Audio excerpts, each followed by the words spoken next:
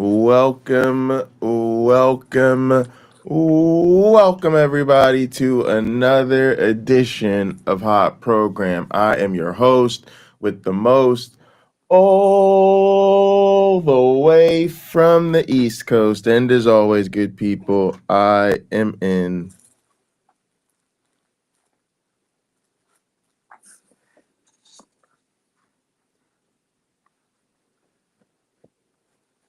airplane mode. And now a man who will start exposing religion on Instagram if Instagram doesn't stop showing him religious videos.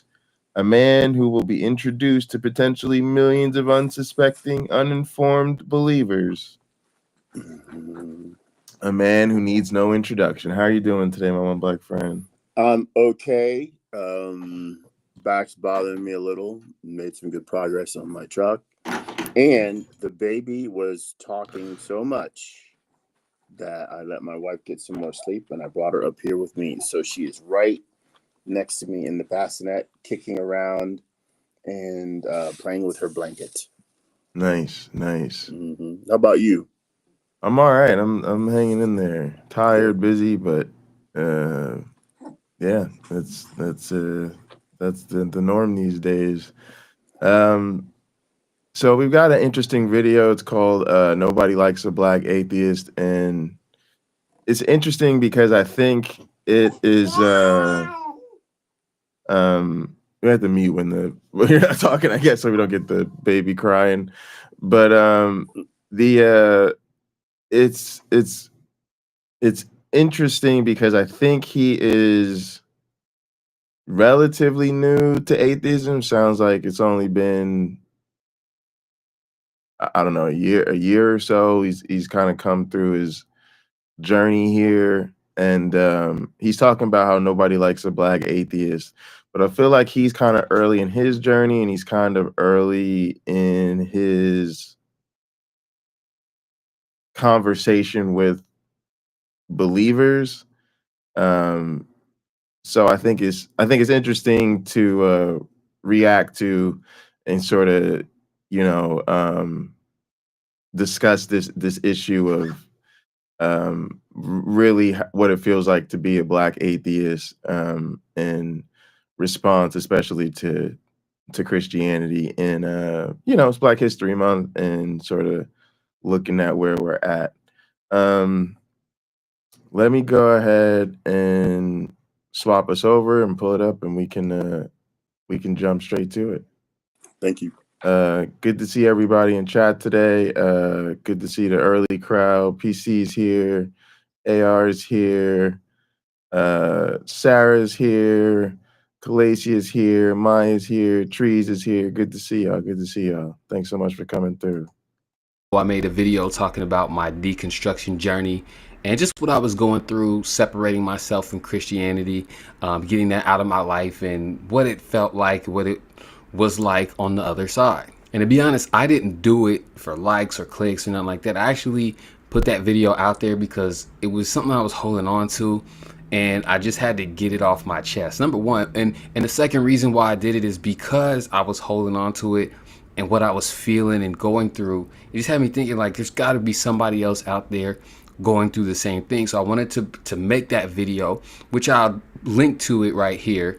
I wanted to make that video because I felt alone, and I just wanted people to know that they weren't alone, that this is, if you're experiencing this, if you are feeling uncomfortable within your religion and you want to explore something, there is an alternative. And so the crazy thing is, as when I put that out there, all right, hang on, I just want to say this real quick, because I think what he's saying here at the outset just gets overlooked, and I won't be too windy about it, but this is a hard process. It's a difficult, lonely process, and I would say being black amplifies it on both sides. On the side of leaving Christianity, it's so much more than just leaving the faith and saying, I don't believe this anymore. You're leaving behind what's really considered the foundation of being a member of the black community. You're literally treated like to be a good Black man is to be serious about your relationship with the Lord. So there's alienation from community, there's alienation from family. There's literally going to be, I would guess, in most people's lives, especially Black doubters, almost probably between 0 and at most 2 Black people in your whole life that are also non-believers. And then this is something else that our side of the community doesn't think enough about too, because then when you go to skepticism, secular humanism, non-belief, whatever, it's treated as a domain for white people. It's primarily white guys. So in other words, you don't see yourself in either side. You don't see other Black people deconstructing, but you also don't see Black representation in spaces for non-believers. And all of that makes it incredibly lonely. And I just think sometimes we overlook that. Like, we're so quick to want to make believers feel comfortable and want to make believers comfortable with our deconversion, that I think we sometimes just fail to overlook that there's a equally valid person here who's struggling to leave their faith, and being concerned and sympathetic for them and what they're going through. I'll agree. Communities like what we have here and others like Black non-believers and even just like atheistic experience and stuff like that. It's a good way to reach out, to know that someone out there is echoing your voice. Someone out there has the same feelings. And, we're sort of a guide to how to navigate the transition from belief, no matter who you are. It's perfectly okay not to believe. And they have a hard time, believers in, like, say, the Christian God, in my view, they have a very hard time proving that they're correct. And they often will just cite this one book and people who comment on that book as their proof. But if you need more, just buy a mirror and look at yourself in that mirror. You're here for sure, right? So the people in your life, they're here for sure. So you have to learn to be your best self. And for some of us, religion was holding us back from that. And if you are now set free, you may now live free. For sure. The response was like immediate. Like, I was getting comments and messages and DMs and text messages and like all kinds of shit. And I'd say it's like 50-50 positive, negative. I had a lot of people that were like, man, I know what you're going through. I feel you. Had some people that were like telling me how I love my sin and how I'm going to hell. I had people reach out to me that knew me, and they were like, we got to bring you back. We got to get you back, brother, and all of this stuff. And it's just like, man, I'm not going to say it was overwhelming, but it was enlightening. All right, so I'm going to go ahead and say real quick, I want to ratio this. I want to see the comments. Matter of fact, we should go to the little side quest to see this original video and look at the comments. Couple things strike me about this. One, I feel like the reality of it is there is a lot of dogmatic optimism in Christian spaces. So they do sometimes hit you with the, just the positive kind of it's all good, type of thing. To be honest though, it feels all manipulative. Like, I feel like people who were genuinely like, it's all good, like, I've been there, yada yada, a lot of times those are going to be your non-believers, your skeptics, the people that have sort of gone down that road ahead and they're trying to say it's all good, you'll be all right. But a lot of the you're caught up in your sin, we got to get you back in the flock, that type of thinking, I feel like people don't want to be honest about that is so much of the response. And even the ones who I think try to be more positive, like, oh, it's okay, you have your doubts, everybody's had their doubts, like you're going through a season, God is going to work on you or whatever. Like a lot of that is manipulative too. Like it's like you're not taking seriously the fact that I just told you I don't believe this. You're not taking seriously the fact that I'm going through something that's a major change, and since it's something that's so important to you that you can't entertain the possibility that it's not true, you're treating me like my deconversion is just something else. It's just a phase. It's just a weird chapter in my journey. Like I literally told you, I don't even think that God exists, but your response is that God is still working in my life, and this is just it's like people's brains are shut off when it comes to this. And then the you just want to sin, or we got to bring you back. Like so much of that is manipulative. And what I'm getting at is this is what we expect from Christians, and it doesn't even have to be about deconversion. Like I saw a video the other day on Instagram, and it was actually a choir marching in to sing in a church, y'all. It was a teen choir. They're teenagers. They're Christians, y'all. They're actually such good teenage Christians that not only are they in church, they're in the goddamn choir, which means they listening to church music at home. They got to go to rehearsal, all the whole thing. So they doing this little choreographed dance step down the aisle to get into the choir stand. Again, y'all, extra work that they got to put into the church. They didn't even just learn the songs. They had to learn the dance to just even get down the aisle. And they just do a little choreographed step in, you know, they're having a good time. They doing a little dance, a little trickery, little choreographed music. Y'all, Christians was in the comments losing their mind. The girl's dress is too short. The church is emulating the ways of the world. This is why we have so much problems in the church. Like, y'all, the Christians are showing up and they're dogging these children who are actually in their own choir. Now, again, it is sad. Was there a lot of positive feedback? Yeah, there was, but it's just the point that we expect this type of commentary from Christians on almost anything.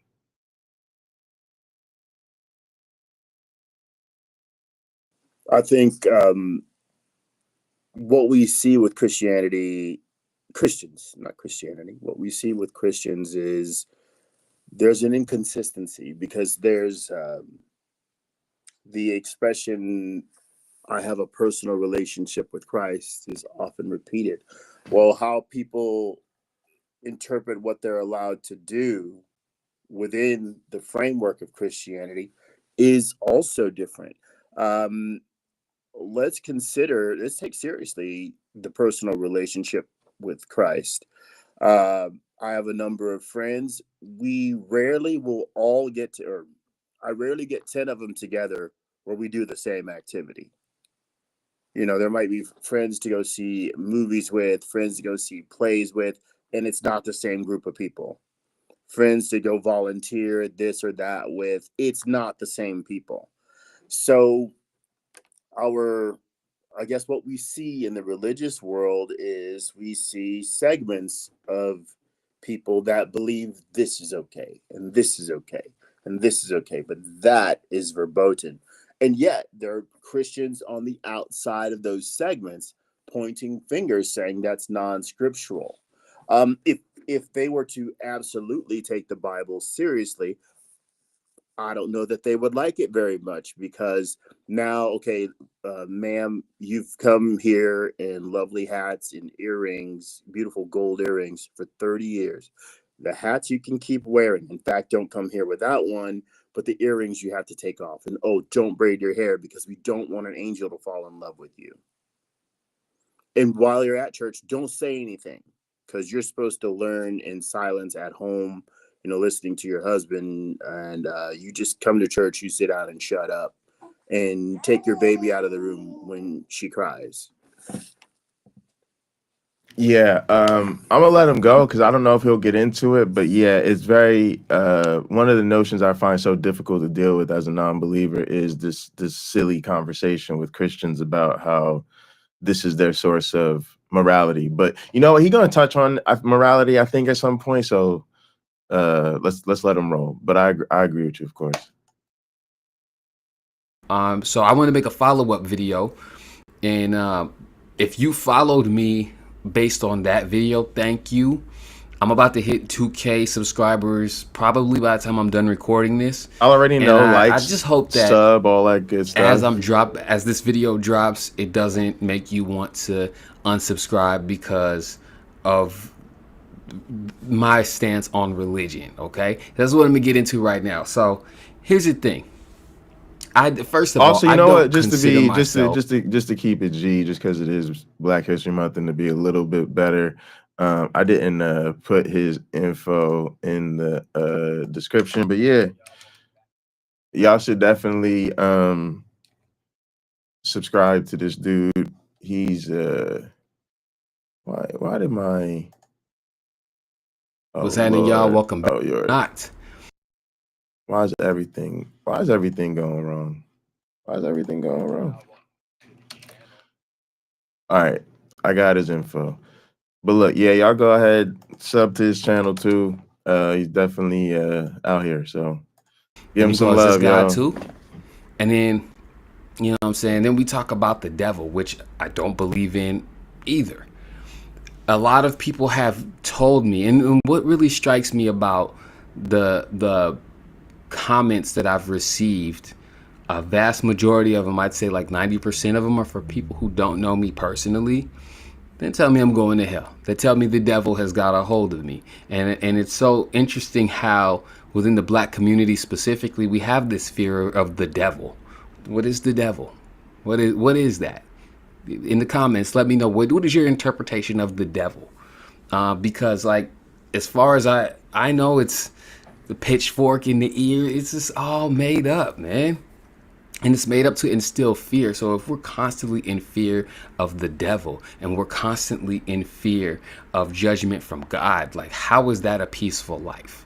So as I seep into this existence, you know what I mean? Now here's what's interesting too, because there's so many interpretations of what the devil even is, what Satan even means, and there's so much sidestepping in Christianity. So if you hit somebody with the caricature of the horns and the ears and the lake of fire and all of this, they'll kind of laugh at you because they think they've learned to laugh this off. Oh, you silly. It's, you know, it's not an actual devil with horns and a pitchfork. It's it's a fallen angel. It's Lucifer. It's the fallen angel. it's just the enemy, and you know, and it's like they've been given the apologetics, and at the same, it's not, well, lake of fire, all that hellfire and brimstone. You silly Pentecostals, you know, it's really just separation from God, which leads to eternal conscious torment. Which, you know, is, and my thing is like, whatever, but look at most Christians. Christians live in fear of this whatever. And as soon as somebody steps out of line and does something, it's immediately devil, sin, hell. So don't come to us as non-believers talking about, oh, we don't have the correct image. We don't believe in any of this nonsense. But it's funny how when we bring it up, all of a sudden it's silly. It's not really like that. But, you know, God forbid, girl, some 15-year-old girl is wearing a short skirt as she sashays down the freaking choir aisle to literally sing the praises of Jesus on a Sunday morning.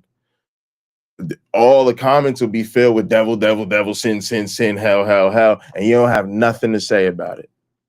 You don't have anything to say about it because, again, they know that this is the common, everyday layman's understanding of Christianity, and it's perfectly fine until all of a sudden there's somebody who really knows it's a bunch of BS. Then all of a sudden it's metaphorical and it's hyperbole and it's not to be taken seriously. And here's my other point about it.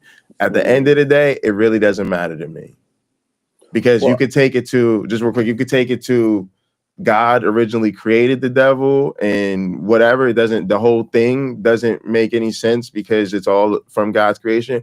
Or just throw out the evil one and the other side and the adversary and all of that. People are still living in fear of God's judgment. So at the end of the day, Christians are terrified. They're living in fear, and it's, at the end of the day, it's somehow because this is how God set them up to be.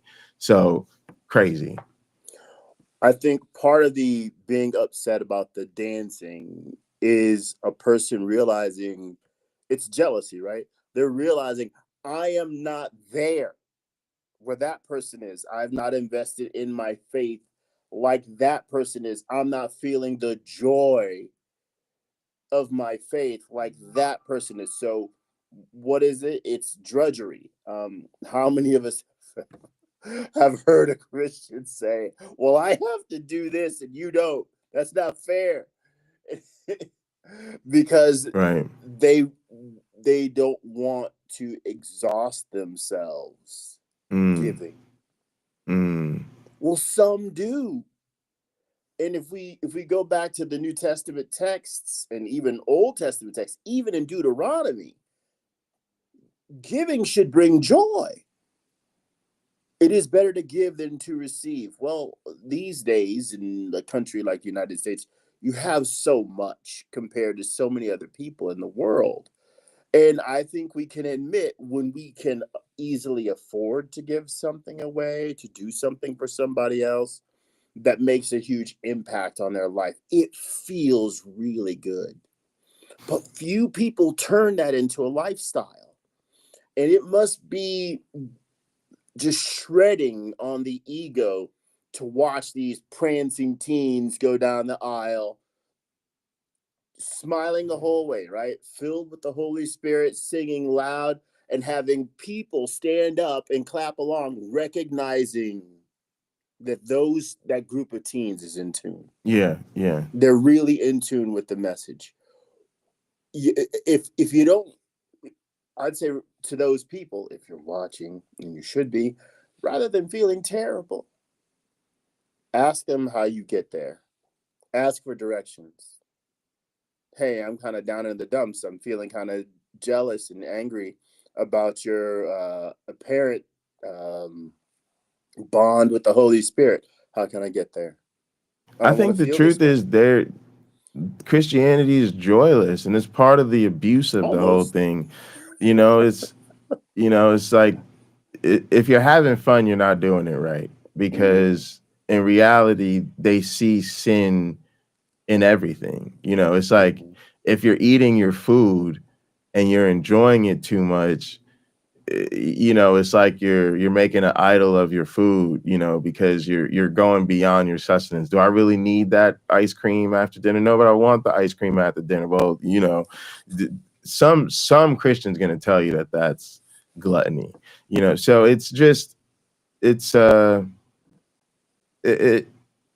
tough for me, because I feel like even as non-believers, we've let believers get away with so much, and we continue to. And it's really hard for me. It makes me very discouraged sometimes. I don't even want to continue to talk about Christianity, because I feel like nobody takes it seriously. So why am I wasting my time? But if we were gonna take it seriously, it's like, this is hurtful to people. Like I've been hearing a lot of atheists recently talk about how they are comfortable with Christianity, how they are comfortable with religion. Like, oh, you believe what you want to. This guy will say it. Like a lot of people are still there on a social tip. Like, what I mean by that is there's still so much social pressure, especially in a country like America that sort of explicitly supports religious tolerance. And socially, we promote accepting everybody, regardless of differences of opinions, differences in beliefs, and things like that. And while I believe that that is what we want to promote socially, I don't think that that's necessarily what we want to promote interpersonally. Yes, I believe it's important that you have the right to practice your religion and you have the right to believe what you want to believe, but that doesn't mean make what you want to believe right. And it doesn't supersede my right to tell you I disagree with you and I think you're wrong. And I think a lot of people are trying to carve out a space where religion, if it makes a person feel like it makes them better, then that's fine. If it makes if a person believes that is true, but they're not harming other people, then I don't have a problem with it. I just think a lot of us are not being honest with ourselves. If you're honest with yourself, it's hurting the person. It's hurting the person. Most people can't afford to live without 10% of your income. There you go, right there. Are they paying tithes, or somebody telling them they should be paying tithes? Boom, that's a harm right there. Are they believing things that are not true? Are they making then decisions out of what they will say and do? I'll give you a perfect example. I got a cousin. I sent my cousins a text message. Y'all want to have a potluck on 420? Like most of the people in my family, most of my cousins, my adult cousins, we smoke weed, like we cool, like y'all, let's all get together on 420, right? And just have a potluck. That boom right there, that's a new family tradition. It's something fun, like it's something cool. Get together with your cousins and your siblings, because most of them are siblings. You know, yeah, we good. I'll be there, whatever. Of course, I had religious ones jump in. Yeah, count me in. Oh wait, I'm just kidding. Y'all know I won't be there. Like, cool. It's no big deal. But let's be real. You're probably not doing it because you're religious. It really doesn't matter. You could come by anyway. It's not like we're gonna force you to get high. We literally gonna have a potluck. You could still come by and have some macaroni and cheese and some chicken wings, and it's gonna be all right. I promise you. But again, it's really like every step and decision these people make is determined based on their allegiance to this made up God and his silly rules. And yeah, you do miss things. You miss out on things. You say yes to things you wouldn't say yes to otherwise. You say no to things you wouldn't say no to otherwise. At some point, that has to be considered a cost and a hindrance to a person's life. Just to live in this constant state where every decision you're making is you're living in fear of judgment. So I just wish that was something that was more of a challenge to us and forced us to like be more challenging to religious faith. And again, I'm not trying to insult the people, but I'm just trying to be realistic as there is a penalty, there is a price that you're paying for this faith. There is a price that you're paying. It really brings me to this place of like, okay, I understand how fragile people are when it comes to challenging their religion. And so I, as a black man, me as a human who does not believe in the existence of a God, how do I respond to conversations? How do I respond to gestures like that? And it's been really interesting. So as I stand, I made it very clear, and I made a declaration when I decided to disconnect myself that I wasn't going to be antagonistic about it. So I used to get into it with my younger brother because he has always been an atheist. What's going on, PC? And I used to get into it with him because at a certain point he was antagonistic with it. He was just like, you know, kind of making fun of the beliefs. My mom is very much a believer. I don't want to say she's a Christian, but she's very much a believer in God and in Jesus Christ and all that. And I just made sure that I wasn't very antagonistic. So there's really, well, y'all, we're gonna have to rewind that. That was heavy. It's always been. Listen to this. I had to disconnect myself, that I wasn't going to be antagonistic about it. So I used to get into it with my younger brother because he has always been an atheist. And I used to get into it with him because at a certain point he was antagonistic with it. He was just, all right, so this is cool. He has a younger brother who is an atheist, and he's always been with it. And he says he's always been antagonistic. See, this is setting up a lot of his backstory for me. So first off, shout out to the younger brother. I feel you, brother, for carrying your torch and for trying to speak truth to your family. And I know it was hard. So, but notice how they say he was always antagonistic. Y'all know I feel some type of way about this because they hit me with this label. Y'all know that my family hits me with this label, and you know that people in our community in this YouTube space think I'm antagonistic. I don't really think I'm antagonistic, and I think it's an unfortunate thing that those of us that just feel like I want to speak real, I want to tell you what's really going on, is automatically deemed antagonistic. And I can tell you to some extent, y'all, it kind of just is what it is. I'm with it because I feel like a lot of times people, this is gonna sound insulting, but I feel like a lot of times people are being baby brained. They're just being baby brained. Like, look, if we're gonna keep it a $1.50, when you are dealing with believers, a lot of times they want to act like it's not that big of a deal. I don't know why you're making this out to be so important, blah, blah, blah, blahs and glavinoids. But you know, anybody that takes their faith sincerely, when you're not around or they're not having a conversation with a non-believer, you know, this is the most important thing in my life. This is my identity. Jesus, Jesus, Jesus. I put my trust and my hope in him. Like everything's about him. Like, y'all, I can't even, especially with Black Christians. Oh my God, y'all, I can't even tell you. Like, you talk to Black Christians about anything and everything turns into a conversation about God. Like, you know, like I asked a lady the other day at work, like, just like, y'all, I would, gang, this woman's family produces professional fucking basketball players. God damn it.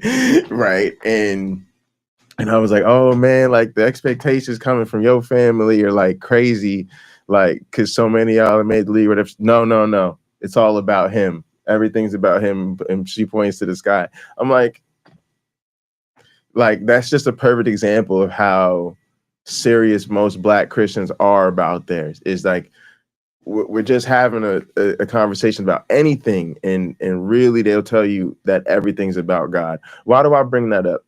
Because then we act like we're supposed to leave all that behind, get to a place where that's not true, then want to have conversations across this difference, and then somehow they're not going to be antagonistic. That's why I kind of accept it. Like, yeah, people are going to have a really hard time hearing that their religion isn't true. And a lot of times what they feel is attack or antagonism. If you really look at our demeanor or the way it is, like, it's hard to take that label. Like the most recent conversation, for instance, I had with my family, like, I literally decided to not go home for Christmas just because I knew there was some things that when the religious activity started, I was going to want to get off my chest, so I couldn't deal with. So, right. So instead of think about it, what does everybody fear? Everybody fears you're going to go home on the holidays and make a scene. Right. So literally, instead of going home on the holidays and then waiting for somebody to pray and then jumping on them like, boom, gotcha. Right. I literally decided to not go home. So I didn't come home on a holiday to let y'all have your celebration, do what you want to do, be as religious as you could be. I deliberately, since you asked me to come home, during the break, I deliberately came after the holiday. Then I asked you and your husband to sit down at the table with me so we could literally like have family time. Was in a different part. I said, no. Come sit. Come, let's talk. And then sat there calmly, starting with the, this isn't really about y'all. This is really about me. I just want y'all to understand where I'm coming from.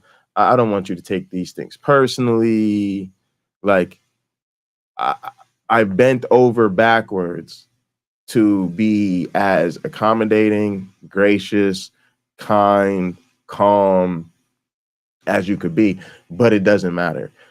And of course it doesn't matter, because at the end of the day, these people have way too much of their ego wrapped up in this to take any challenge as anything other than antagonistic. And when you are that far gone into something, everything that pulls you in a different direction is going to feel like antagonism. So I literally think that we have to get past our own cultural indoctrination that tells us that we should never really challenge people or not be antagonistic, and accept that this is an antagonistic situation.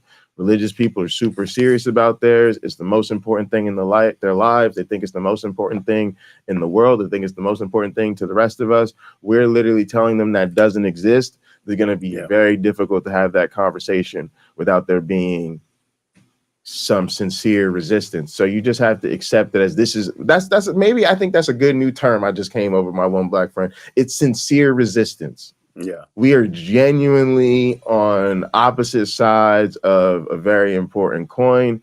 There's going to feel like a tug of war at play here because, well, there's a tug of war at play here.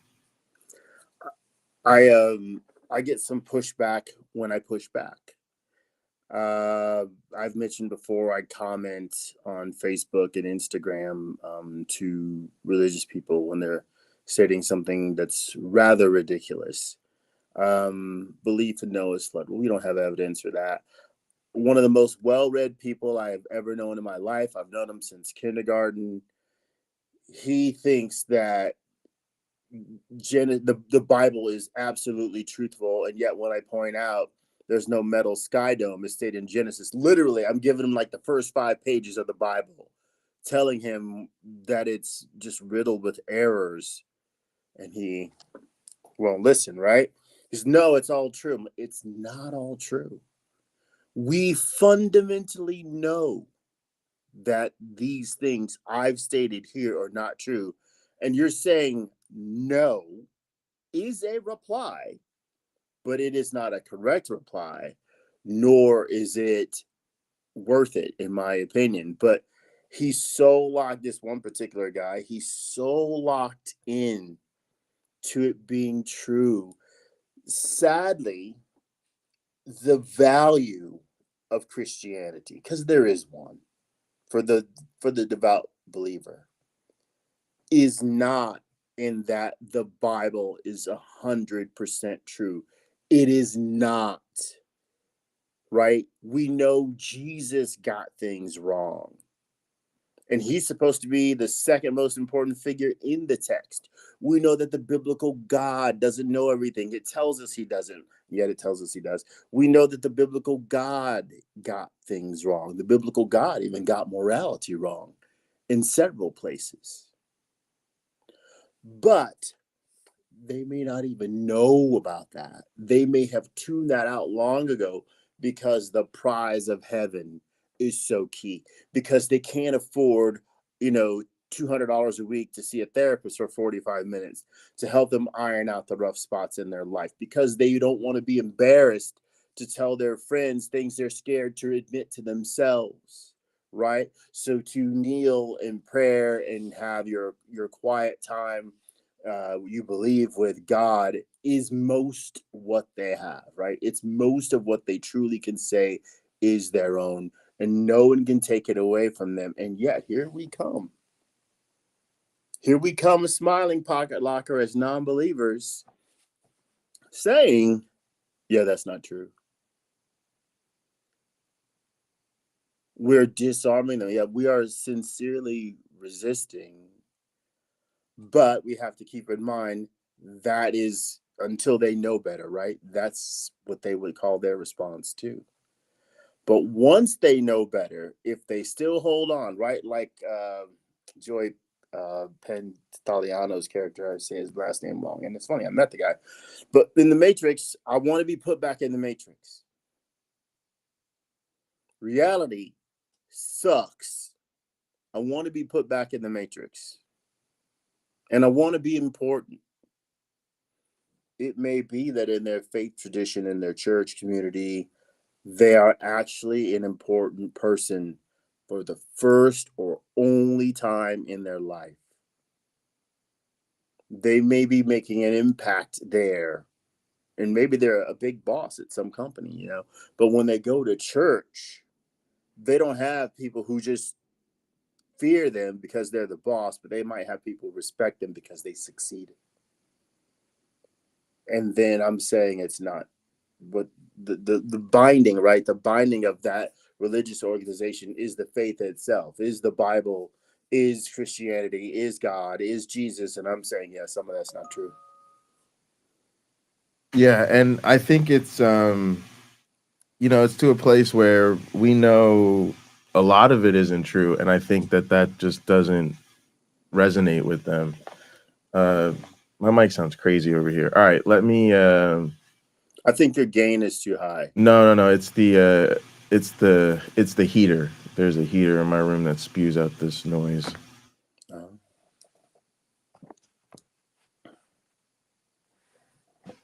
All right, this mic's usually a little better. All right, so there's a couple of good comments. So one was from Anarchic Fox, who said antagonistic has been a label that has been leveled at me, which is interesting because a lot of the time I get the label like they have not been antagonistic with spitting vitriol masked as God. Yeah, this is one point of hypocrisy that I find incredibly frustrating. And then Jake said, they don't realize how much they spew their religion at you, but they notice every time you push back. Yeah, exactly. It's like, why can't we just live and let live? But when you're forcing everybody to pray, you're not thinking about that. When you're telling everybody to go to church, you're not thinking about that. When you're playing religious music for everybody, you're not thinking about that. Right. So, Jake, your point is a great one in that we are, it's not attacking. They may see it that way, but they have built a norm, right? This is normal. This is the way I want my world to be. And you come along and say, well, this isn't really how the world is. This is fantasy. This is the world, as that beautiful poem. This is the world in front of the world. And that's what they want to see. They don't want to see the real world. They want to see the world they designed. Because the real world gets cold. The real world gets lonely. The real world is honest that prayers aren't always answered.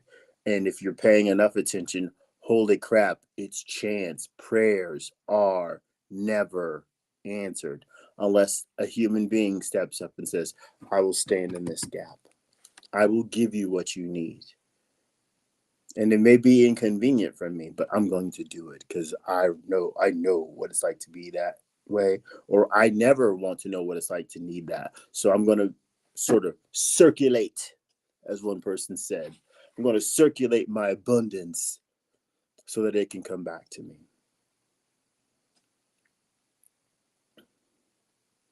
Wait a minute, Crystal. My sister just told my niece that God gave her cancer because she turned her face from him. The kind of shit I'm dealing with. Okay. Yeah, that's what I'm sorry. That's about the I'm most sorry, it's horrible awful. thing. Yeah. That first of all, I'm sorry she has cancer. Secondly, this is about the worst thing you could say. Literally about the God himself.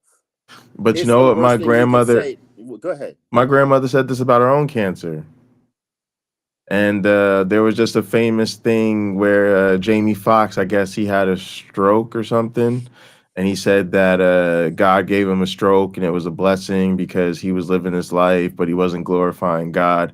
So I just want to acknowledge this is every day, right? This is every day Christians speak like somewhere this. right now, yeah.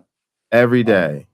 Well, I'll tell you, I've had a few near-death experiences because of my health. And at no point in time did I think God was giving this to me, nor did I blame hamburgers and pizza. It's Right. It's a funny thing to be, and the experiences were very different. One was euphoric, and the other was just sort of, this is getting in the way of me trying to accomplish something so that I can help somebody else. But at no point would I call either of them a religious experience, although there probably aren't too many religious people that wouldn't want the euphoric one. I think that's what they're expecting. You know, they're expecting to make a connection as that felt. But as any doctor would tell you, as any nurse would tell you that had proper training, they would say, yeah, your brain was dying. So the way that your brain makes associations between yourself and the outside world was being turned off so that it could run your autonomic systems and keep your heart beating and keep your lungs breathing long enough for the toxic level of glucose in your system could be purged. So yeah, it felt really amazing for like, I don't know, 10 hours.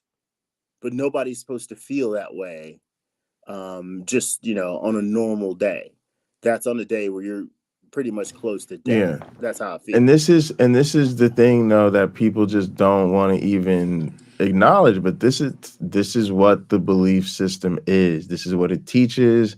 Again, if God, you pray to God to find your car keys because God controls everything. So when you find your car keys, you give thanks to God. You praise God when the quarterback of the football team praises God because that was, you know, God somehow gave them the edge to beat out the other team. And yes, when people therefore get diseases and sick and all of this, they pray to God. And it's funny to me, I was watching the movie Conclave. That's a good movie. I should check that out on Netflix. And it's funny, one of the earlier scenes, it's not really giving too much away because it's like the first thing that happens. The Pope dies, and you see everybody gathered around the dying Pope. And I just thought to myself, this is so funny. This man's supposed to be infallible. You have all these holy men. They're supposed to be the holiest of the holy of the holy of the holy. And they're all just called in and they deal with this process every time a Pope dies. And it's just crazy. Like I guess there is no level of holiness where you're supposed to expect God to actually intervene on your behalf or save you or heal you or nothing, because There apparently isn't. the expectation is that even of the holiest of the holy of the holy is just like, oh yeah, God's about to kill another pope. Let's get ready to anoint us a new one. So there's the cognitive dissonance that goes on is crazy. And that is the belief. The belief is that God brings all of us death in his own time, in his own way, for his own reasons. And it's just a very disgusting thing to have to think about, because most of us know when you love someone, you want them to be healthy, happy, and everything may die, but you would certainly not let them go. And it just makes sense. We don't have control over these things. I can't stop a family member from getting sick. I can't stop a family member from dying. But imagine believing that there's a God who can and just chooses not And to. just won't. Just Yeah. folds his arms. Yeah. It's Or crazy. does one of these and makes something bad happen, right? There's a tsunami. It'll kill 200,000 people. About another 40,000 will convert to the religion I want them to be in, and around 40,000 will become non-believers. It's okay because I keep my numbers. I'm making my numbers. His stats, God's stats, are super important. I think the tug of more, not war, the tug of more is what is so compelling for believers. They want more Christians to be made. They have believed the Bible in that the world should all be Christians. They should be ubiquitous. They should be everywhere. They should be everyone. But they've had 2,000 years. The world isn't a better place because of their religion. It just isn't. It hasn't. It should have instantly cured the world of things like slavery and poverty. It didn't. We still have those things today. So maybe it's not good for that. maybe it's not useful for that.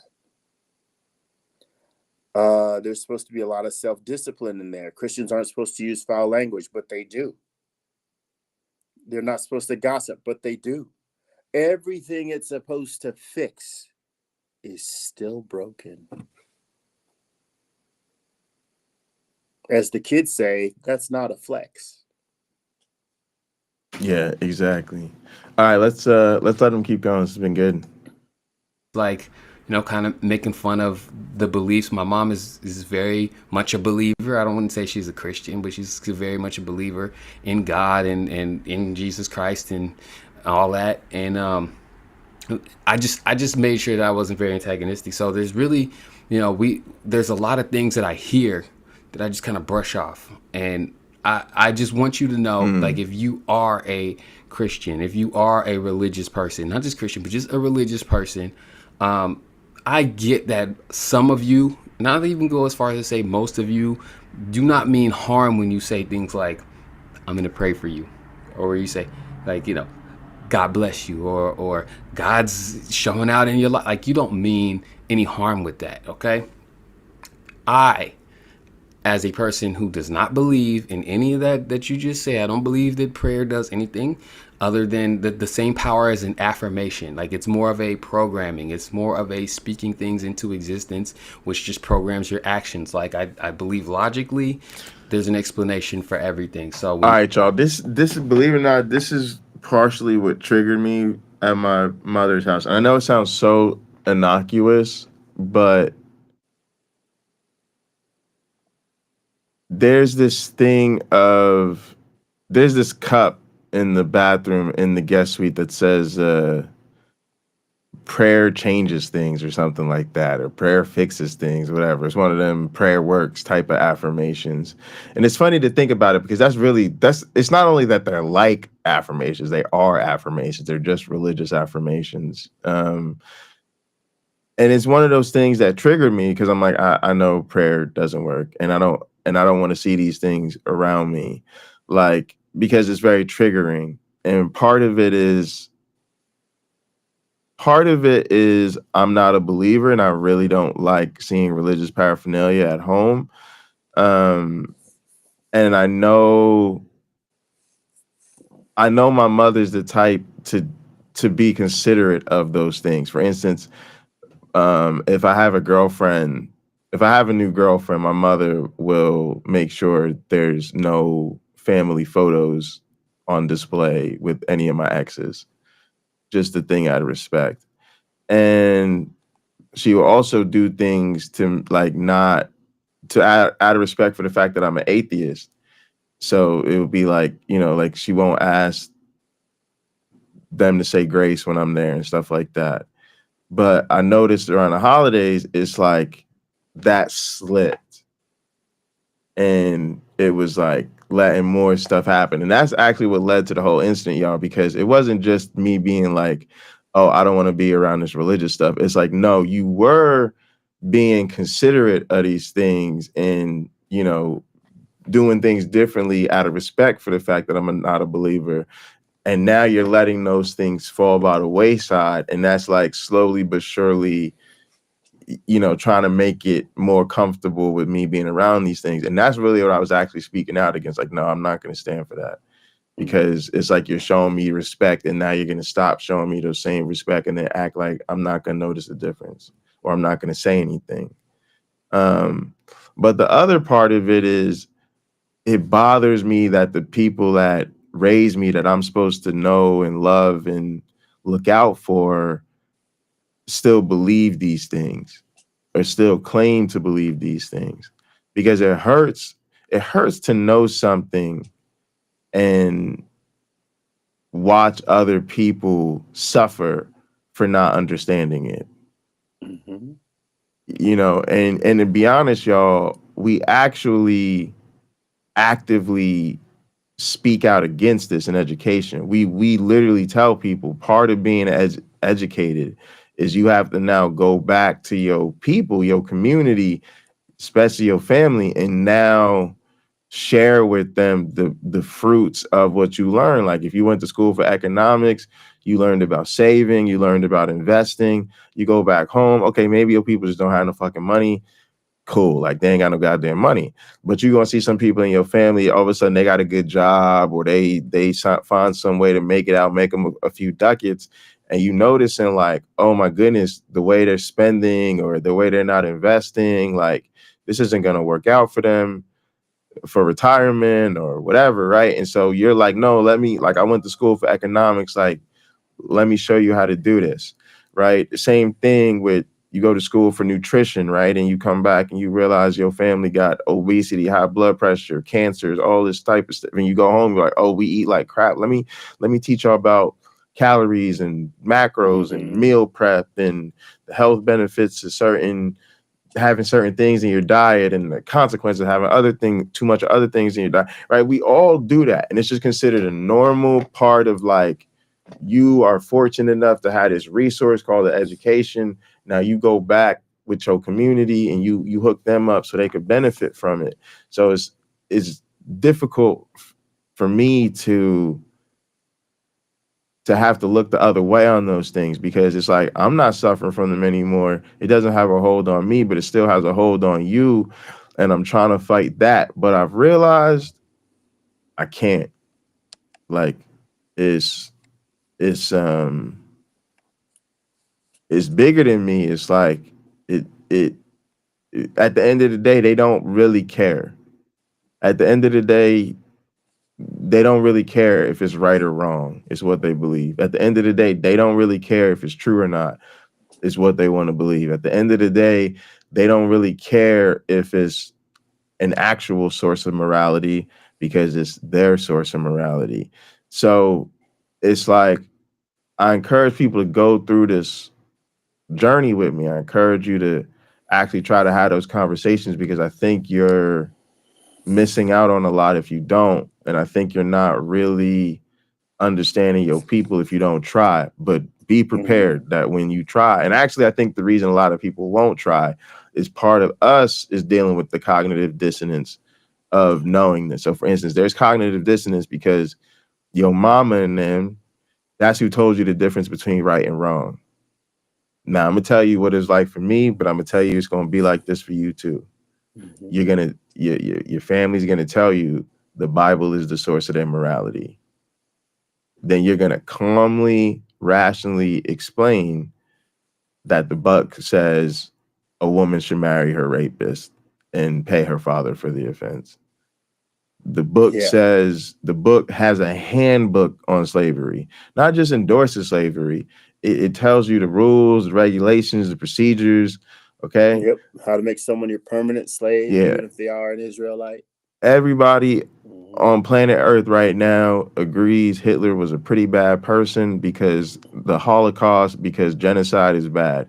You're going to tell them God commands multiple genocides when he doesn't just do it himself. When he doesn't just do it himself, and literally regrets making Saul king because genocide was not complete. And you could just keep going, right? You're talking to a woman. You could talk about how, women shouldn't be teaching and all of the misogyny and all of this stuff. Okay. And they're going to tell you right after you had that conversation that it's still their source of morality. Or it was different back then. Or you didn't understand. You read it, but you didn't understand it. I'm not a violent man, but I would like to slap the taste out of the mouth of everyone who says that to me. You read it, but you didn't understand. And I feel like saying, but you didn't read it at all. You didn't even know it was in there. Yeah. But you didn't even know. Yeah. And then, but for me, they tried to say that they have read all of it. So then it's like, well, so wait, you read that and you was still, so gang, this is what I'm telling you. Because like he said, you want to slap the taste out of the person's mouth, but it's going to be your mother. It's going to be your auntie. Can I just say, if you read it and you understood it and you didn't decry it, is that who you are? Are you secretly that way? Yes. Should I stand here and be repulsed by your presence. Yes. If you agree with that kind Yes. of terror. Yes. Yes. That's what I'm telling you. Yes, you should be, because that's what they're gonna tell. That's what they're gonna tell you. When you literally, if you literally were to tell them, you know, we've basically proven this to not be true. Da da da da. They're gonna tell. Most of them are gonna tell you, I will hope I can find a way to believe it anyway. Like, gang, this is what I'm Wow. saying. On some level, most of us are not having a conversation with them because of our cognitive dissonance. You in your head think your mother's a great, beautiful, wonderful human being. You in your head think your auntie is just the most lovely, sweetest human being on the planet. And that is why you will not have an honest conversation with them about their faith, because this other stuff will come up and you know you will never be able to look at them the same. Like, that's like, I feel differently about my mother. She can't say shit to me now. You know what I'm saying? My mother can't, because at the end of the day, what you end up doing is you just set it aside. You just say, look, I don't even want to talk about it. I don't even want to think about it, because it becomes so clear that they're not serious people about it. And it's unfortunate, but you just have to, like, their brain damaged, like, and I don't mean it in an insult. I mean their brains are damaged, like they're damaged goods. Like, they have been so thoroughly indoctrinated, so thoroughly programmed, so thoroughly accepting of cult thinking that's where that's and to be honest, I do really think that that's where we're at with most believers. Most believers have accepted that they are willing to do whatever it takes to remain in the faith. And that's very cultish, what you just said. Yeah. But I think that's right. And honestly, I don't even think that's just Christians. I think this is the case of most sincere believers. Most people who have sincerely identified themselves with a religion, this is where they're at. And part of what we don't understand is we're actually not like them. We're the people who worked our way out, and it reflects that we have, I think, different values and different priorities. Yeah, all right. You say you're gonna pray for me, I just say thank you. Like, I really do. But just know, like, you don't have to. You don't have to do that. It's not gonna make a difference one way or another in my life. And so I see a lot of things that people say, God's gonna do this for me, and I live and let live. If that's what you believe, and if the thing happens for you and you attribute its happening to God, then so be it, right? But I do not want the inverse to happen, okay? And so in this new year, this is why I made this video. I want there to be a safer space for people who do not believe in any type of God, anything in the Bible. Like, do not connect with religion whatsoever. We should be able to speak just as freely as people who do, because America is not a Christian nation as much as it would like to pretend to be. And of course, it goes back to what I was talking about with these other countries and bringing religion over and using the indoctrination tactics to keep people. You know what I mean? I don't think that we need to continue to suppress our voices in terms of where we stand. You know, I feel like as a black atheist, I'll just, ride with that title for right now. You almost feel like you're on eggshells sometimes, especially when you're dealing with the black community, especially when you're dealing with your relatives. Woo! All the time. All right, so a couple of things I think are really important here, that I hope people sincerely think about. Number one, we are letting the ignorant mask the educated. Part of what is so horrifying for people with living through COVID was we found ourselves not in a situation where people just didn't know to vaccinate, to not vaccinate, to distance, to not distance, to mask, to not mask. it was, should I listen to this Fauci character or my cousin on the internet who tells me that, you know, all the pharmaceutical companies are corrupt? Pharmaceutical companies might be corrupt as hell, but I'm gonna listen to the medical doctors regardless. Regardless, y'all. Regardless. Well, Pfizer lied. Regardless, I'm gonna still listen to the medical doctors. Over right. There's a problem of where do you place your authority, and we live in a world where people literally don't want to listen to the experts. And so it becomes a problem because people who are then educated about things have less authority in our lives than the uneducated people. And it's crazy. It's like, I'm gonna tell you just from firsthand experience, you can literally go get a dual PhD in evolutionary biology, y'all. But it doesn't matter if nobody wants to listen to you, right? And then the other thing, y'all, is this is a fight for our freedom.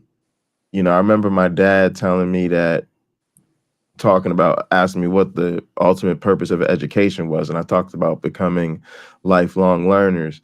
And he said it's related, but for Black people, it's always been about our freedom. It's always been about our civil rights and our struggle for our autonomy. And so the expectation was you went and got an education, but you did something positive for your family and your people and your community, because we literally needed to improve our material conditions to attain our freedom. And he said to me,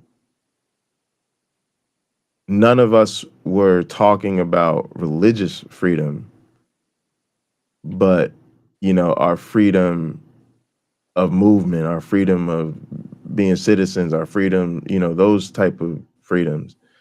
And I remember kind of thinking and bringing the conversation back to, but if you don't have freedom from religion, you can never truly be free. And so I want people to think about that, especially with thinking about Black non-believers. This is a fight for our freedom, because it doesn't matter if you give me the right to vote if I'm indoctrinated and can't vote in my own interest. It doesn't matter how much money I have if I don't have the ability to think for myself and decide how I even want to spend my money or what I want to spend my money on. What's up, Liz? It doesn't matter how free I am to be educated, and you gave me a library card if I'm so indoctrinated that I don't trust any of the books written in the library and won't get an education. So I feel like as Black people, we have given religion so much credit in our struggle for civil rights that we have failed to realize that essentially we sold our souls, and we gave over control to something that will ensure we are never truly free. And so I really, really do think that leaving behind religion is actually fighting for our freedom, even though it doesn't get stated that way. Yeah, I think that's definitely part of it. If you do want to feel, I guess freedom is feeling freedom, is being able to make the decisions you want, knowing that the outcomes will simply be what they are going to be. It would be nice if we could say that, here's my plan.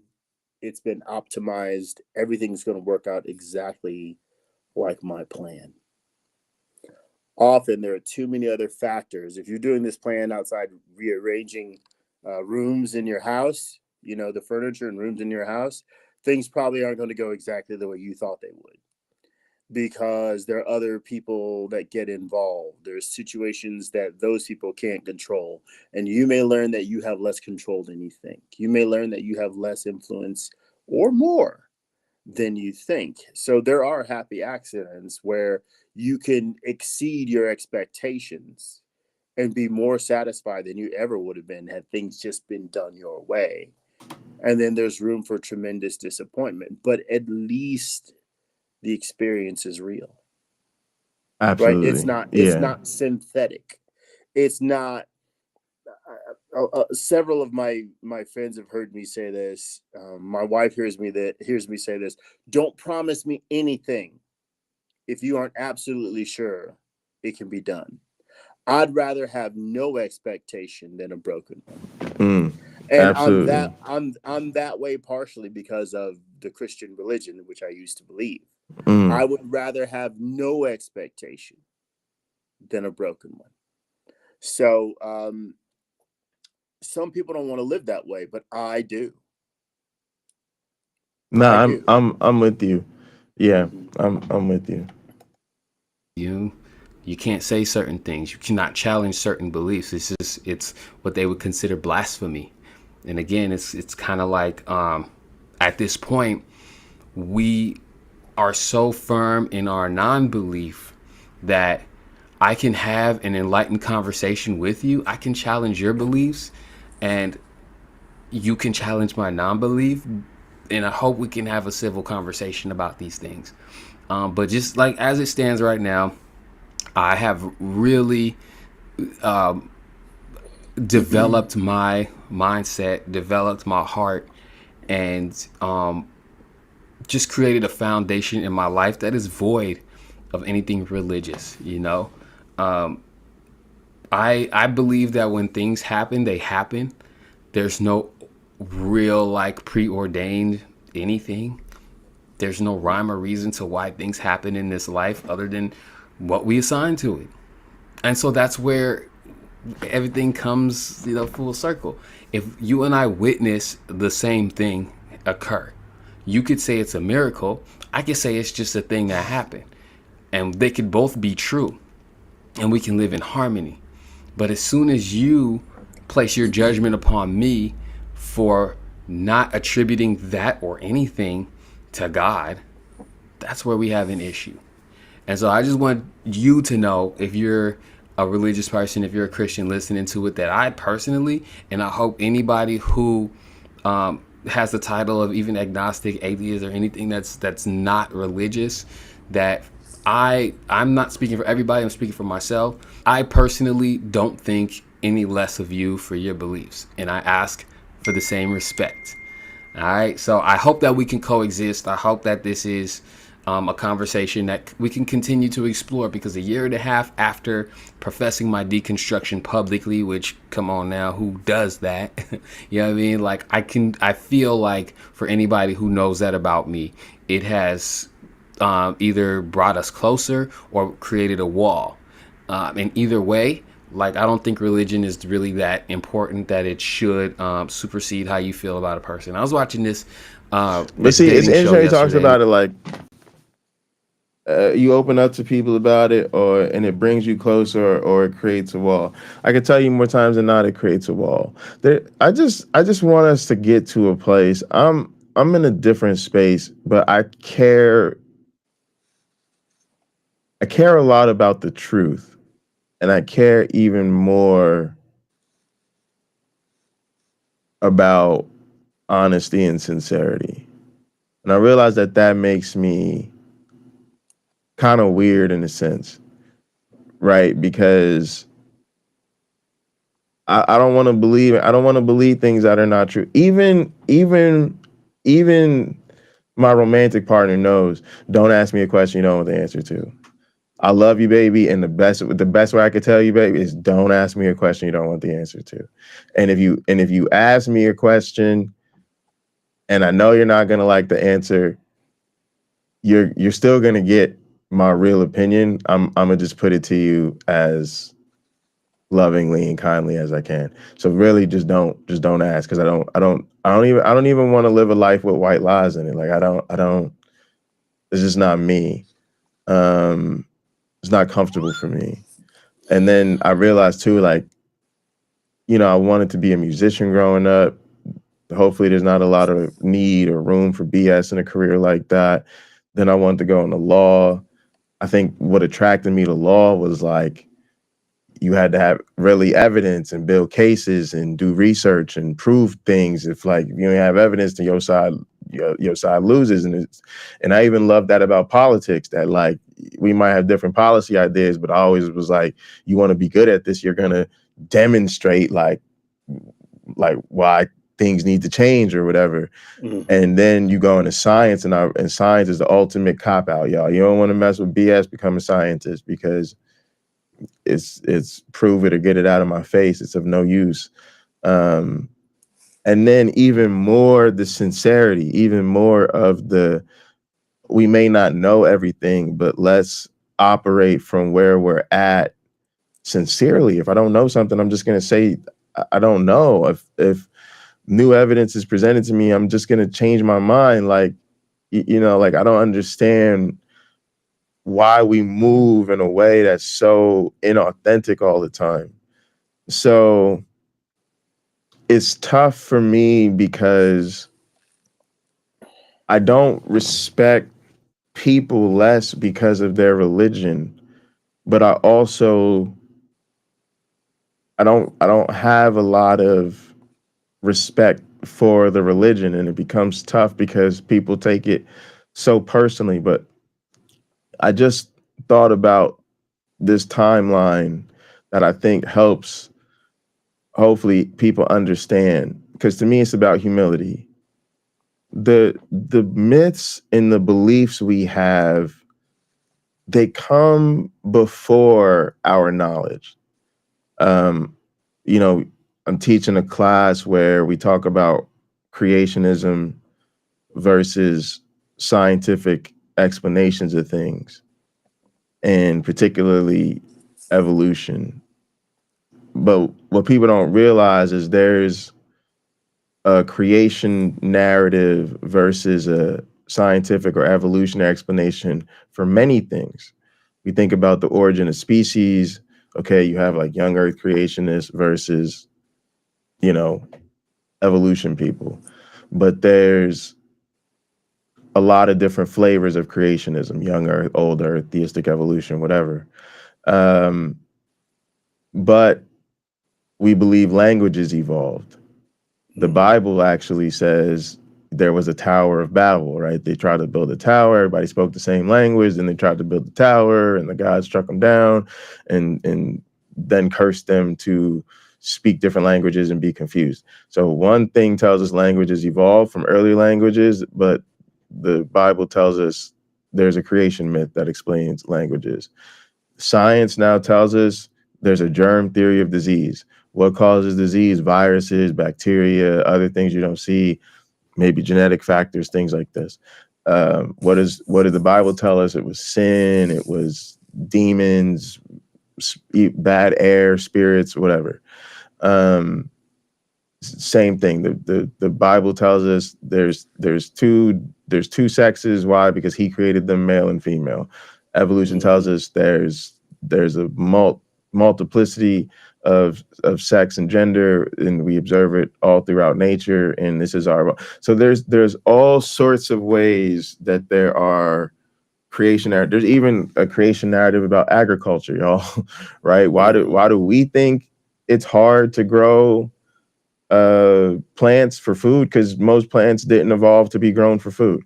But so you have to take the dirt and put nutrients and shit in it to make it a nurturing environment for seeds that weren't originally there. You got to hope you get enough rain up in this piece, you know, and then you just have to develop it and tend to, like, it's just a natural thing. What does the Bible tell us? Everything was lush.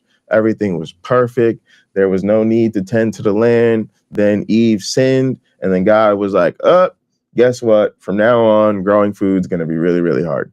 And your cat can die of cancer. Yeah. And also even like childbirth, right? There was no pain of childbirth. So where does the pain of childbirth run? Eve sinned, and then God said, bearing children's going to suck, and you're going to always want your husband. Evolutionarily, we'd say like it's pretty hard to push a human baby through a birth canal, you know. So it's because our heads are so big when we're little. Yeah. So where am I going with this? The myths come from a period of time before we knew. There's just no other way to look at it. The stories come, the myths come before the knowledge. Why do people expect then that we're going to know and learn and it's just going to confirm the myths? If that were the case, you really wouldn't know or have learned anything. So to me, in modernity, religion exists in a place of misplaced expectations. Like we now know, and we use science to learn and understand the world around us. Why should we expect that simply just confirms the way we understood the world to be before we knew anything? So I think that's part of the education we have to give people. Is it's a little silly to me to expect us to be out here confirming myths. There's just no, to me, I can't see a reason why that would even be likely to happen. Well, the Hindus came close with the age of the universe, right? Their religion came pretty close. I think when we read these old myths, like in Genesis, I'll go back to that. The ancient Hebrews thought there was a metal sky dome covering the earth, and it held back waters that were above the earth. And I put some thought into, why would you come to this conclusion? And I said, well, maybe they saw something. Maybe the sky was different in some way. I think because the sky is blue. Well, I think I figured it out. I think I might have figured it out. Earlier last year, you could see the aurora borealis in California, in some parts of California. And maybe there was some sort of sun-induced magnetic storm at the time that was being written, or within the lifetimes of the writers. And what would it look like? It would look like waves at the beach are crashing against something, right?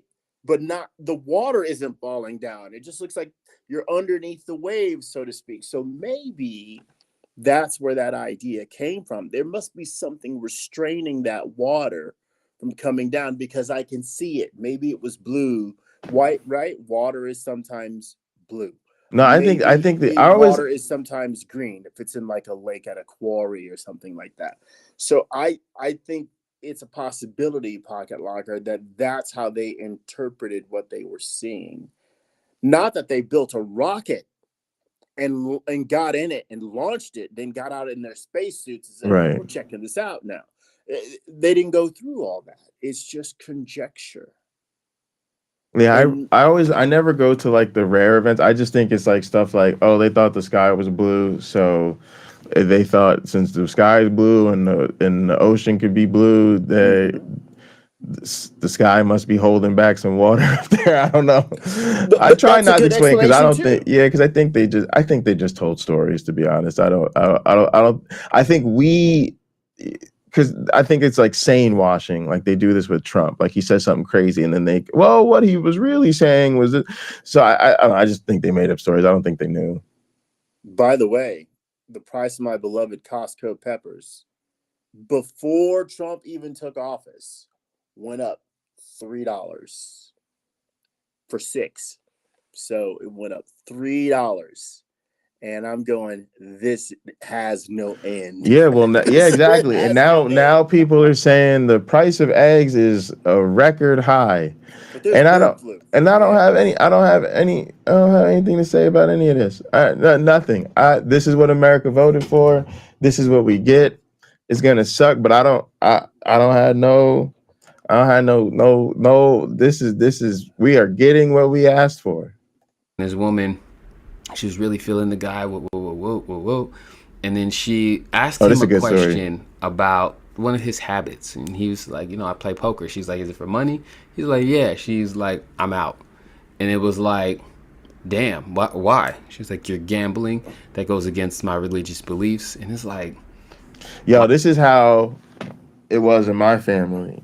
I said to my mother, she didn't understand what I was saying. I said, Mom, I've never in my life seen my grandparents play a game.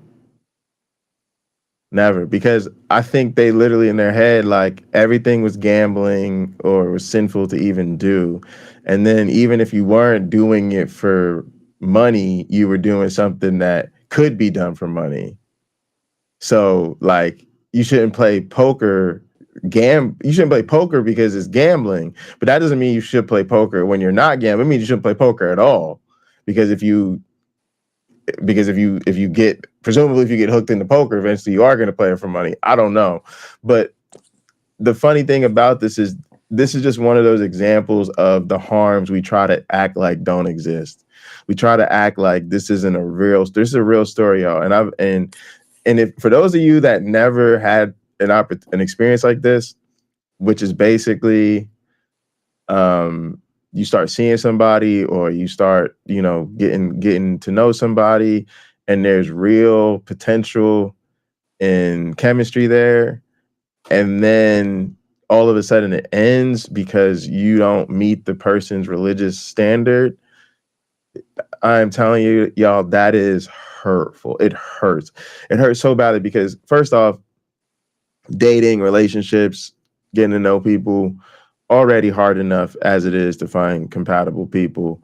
And then you do really get close to a person and you can't help but anticipate a future. And in your head, it all works out. Like we might have this or that difference of opinion or whatever, but it's going to work out. And you start to just genuinely anticipate this wonderful life and future that you're going to build with this person. And then all of a sudden it's like a rug pull, like everything is gone. And you're really trying to figure out like what happened. And it feels like there isn't a real problem. It's not like you did something so horrible to this person. It's literally that they can't accept something crazy like you just play, poker. Thanks, Robin, for the $2. Rob said, I've been missing some Dr. J. Bundy. Love you, Robin. Been missing you too. I appreciate it. Thank you so much for sending in the super chat. And yeah, it's good to be back out here. Thank you so much, Robin. Yeah. Robin doesn't want me to think like a she put that in the comments. But yeah, but yeah, what do you think? Because this is again, it's one of those things where we say if your religion isn't hurting you or hurting other people, it's fine. But I think this is another everyday type of thing where we're underestimating just how much somebody that's like serious about their religion will feel this way. Can't have gambling, can't have gaming in my life or whatever, and they will cut off what could have been a potentially really good relationship because a person plays cards. Mm-hmm.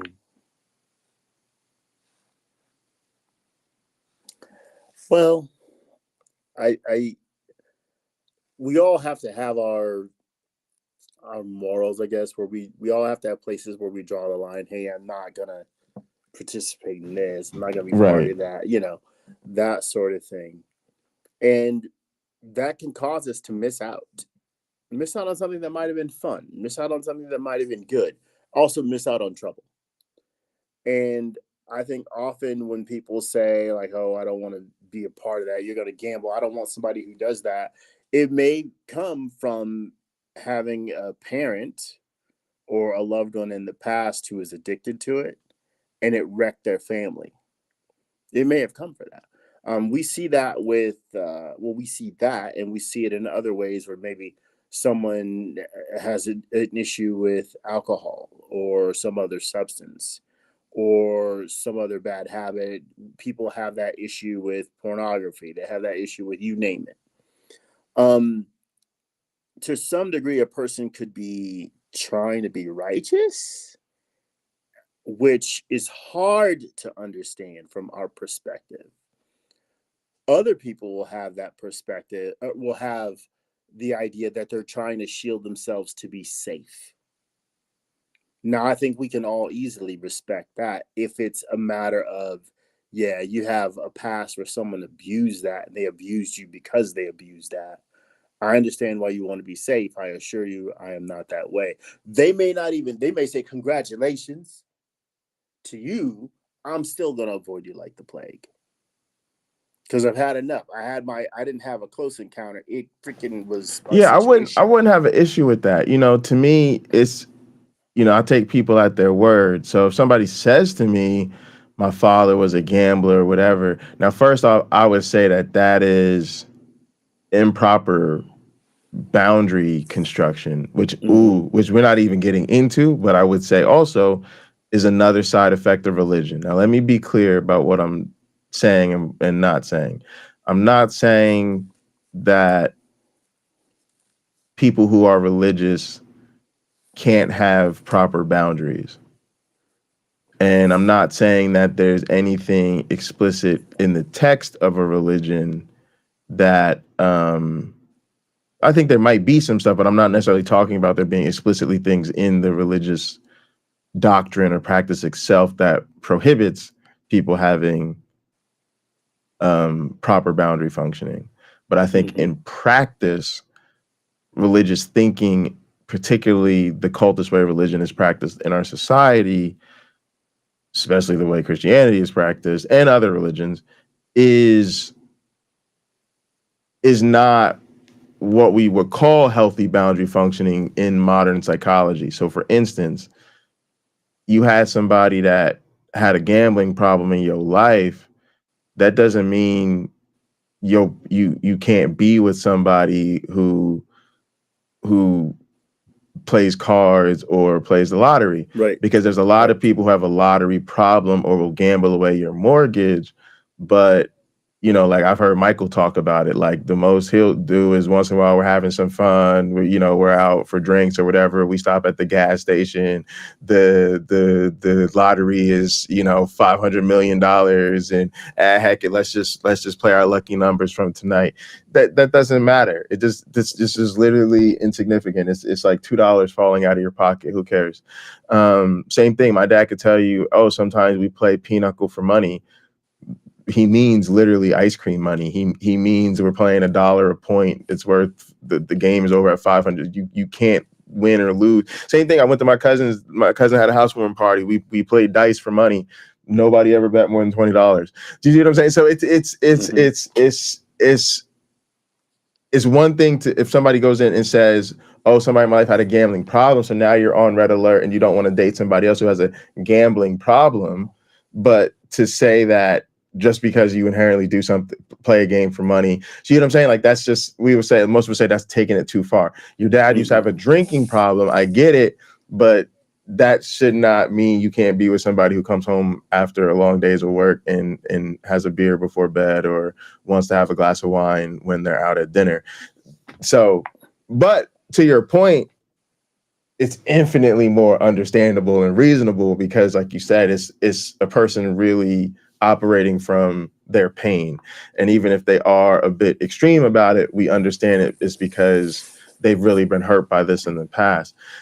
That's different than I think when it just feels like it's your religious kind of silliness, right? When it just feels like it's, and for me, it's, I know you're not saying it's silliness, but it's just, it's these rules that the religious people come up with that I think do hurt them, because, at the end of the day, people that are like that, I think they need to be with somebody who believes like them and then lives like they want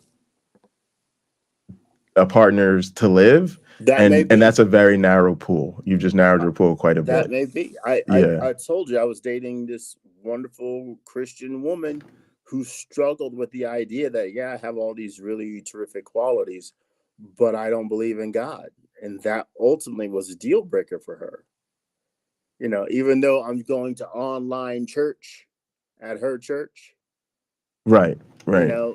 She could see like, this is a fantastic guy, but that she didn't want someone who wasn't going to be right next to her, I guess, in spiritually, right next to her spiritually. Yeah. And I look from our atheist perspective, right? We're probably more comfortable around other atheists than we are believers. If there's going to be a religious discussion, right? Me, I love talking to religious people. That's just me, though. That's not everybody. That's probably not even 1 in 100 people. I love the discussion. I love the back and forth. I don't think for 1 second that they have their finger on the pulse of what the world really needs when they're going to say it's their religion. I think they're like, man, you couldn't be more wrong. But let's hear your arguments. What do you got? I guess like Christopher Hitchens, I like the fact that there's a discourse. I like the fact that people are thinking this over. But what I would prefer is that people actually thought it through thoroughly. Mhm. And that usually isn't the case. What often people are doing, Pocket Locker, is they're learning to defend it. Yes. And the defense becomes more important than whether or not it is actually true or whether or not it's actually good. Yeah, and a lot of it, I think, is really sunk cost fallacy. I think That could be. the excuse I've really been hearing, this excuse I've really been hearing from the religious people in my life is they're just not willing to re-examine it. They've made up their mind. This is who they are. And the honest ones, because I think they have the mass slips when they get frustrated. The honest ones will just say, I'm not interested or I don't care. And I think that is how believers ultimately give themselves permission to shut down. Matter of fact, I'm now at a place where of course I had my own motivation for talking to friends and family about it, but for the most part, I don't even want to talk to somebody about it until they're committed to the possibility that they might be wrong. And that if they're wrong, they should change. Because otherwise, I honestly think that a lot of times they want to have a conversation for their own entertainment. They want to kind of hear what we would say or hear how we address things. But at the end of the day, if you push them, they'll tell you, no, I don't even really care. I'm not that interested. It's like it's seen as like a subject in school that they don't want to take another class in. I had to take biology in 10th grade. I already did it. I'm 57 now. I'm not that interested in biology. I'm not going to take another class. And I think that's how they shut it down. And when it gets to that point, I don't even know what you could do, because they're more or less telling you they don't care if it's true or not. They don't care if it's morally correct or not. They've just made up their mind and they're not interested in re-examining. And at that point, I'm just like, they're grown. The funny thing to me is religious people get real grown real quickly when their religion is challenged. You know, when you're trying to talk about the rights of LGBTQ people, they're confused and there's all these type of issues. When you're talking about, how we need to fight to improve our material conditions, and we need to resist the oligarchy and all this type of stuff, they're all sorts of all over the map. Man, when you start talking about their faith, all of a sudden they got the right to do what they want to do. Who are you? We should all go along and get along. Like they start pounding their chest and they get real grown real quick. Well, I got the right to do what at the end of the day, I made up my mind. I'm a grown adult. I do. Like, okay. Yeah, I'm a grown ass man. Grown ass man, exactly. Exactly. Okay. That's right. Wow. Okay. I get that. Oh, go ahead. So, yeah. When it comes to their faith, let's not forget their faith is in truth a large part of their identity. So you know how I feel about this Pocket Locker. I'm going to get all touchy-feely again and say we have to be super respectful about the way we confront them. Not that you don't confront them, but how we confront them. We have to let them know, hey, look, I don't really share that belief, but I'm interested in why you believe it because of its inherent problems, which are, and you can just rattle those darn inherent problems off, because chances are they're not prepared for that. They never thought it through. And I think if we poll our audience here, because not everybody has had a religion, but some have, hey, did you think it through? At what kind of questions were you asking about this faith, if any? Excuse me. We may find that they asked, like I did, about dinosaurs in church, and did Jesus visit other planets and talk to aliens, but they're diving into religious discourse even in high school never went beyond those kinds of questions. They never talked about contradictions in the Bible because they didn't read it. They never talked about the moral failings of the God of the Bible because they didn't read it. They simply kept being told the happy parts of the Bible. They simply kept being told of God's vengeance, but he's looking out for you, but doggone it, if you cross him, he's going to make you hurt. And he's justified in doing it. They never talked about the psychological problem that is created when people find the God of the Bible infallible. And they see these unjust, vengeful behaviors and how that imprints onto them. And so what happens to a great or small degree? They practice a form of unjust behavior. And the God of the Bible is their justification for it. They don't go as far as him, right? They're not wiping people out as far as genocides. Some of them don't want to anyway. Some do probably. But it doesn't go that far. But they take it to a place where it should not go. Even down to thinking that they're they're superior to this group or that group, or inferior to this group or that group. I find it utterly silly that a God would play favorites. What's the point of that? Yeah, I think that's the issue, is that they're still, I think people are having, internally, they're having a conversations about reform and how to make it better, how to practice it better. And outside, it's, if you can't demonstrate the truth of it, I'm not really interested in you reforming it. All right, let's let him get through a couple more minutes. We actually made it through most of this, and Okay. we should be able to get through this. Your religion is important to you, but to place your judgment upon this person because they don't have the same exact belief as you is the reason why there's so much tension when it comes to having these conversations. So let's kick that door down. Let's stop putting this stigma on the black atheist. Let's stop putting the stigma on atheists, period. And let's be civil. If you want to explore our individual belief systems, I think that there's so much growth that could happen from that. But if you're not willing to do that, if you stand so firm in what you believe and you point your finger and place judgment upon people who believe differently, you are part of the problem. And you're exactly why people like me have disconnected from religion, have disconnected from Christianity.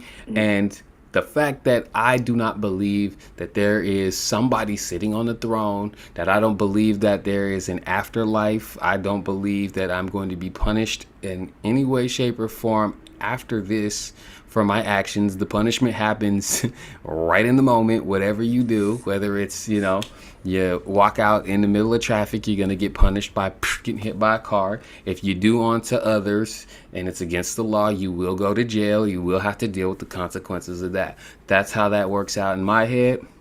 But that notwithstanding, if we can come to an understanding and coexist peacefully, I think that's the way that we all grow. Let's make that our goal for this new year, that anybody and everybody can have these conversations and feel safe in doing so. So if you're a person who's questioning your belief, you should be able to vocalize that. You should be able to express that without fear of judgment or being ostracized by the people you care about. Can we do that, please? I want to thank y'all once again for tapping in with me, man. This is, again. Yeah, that's it, gang.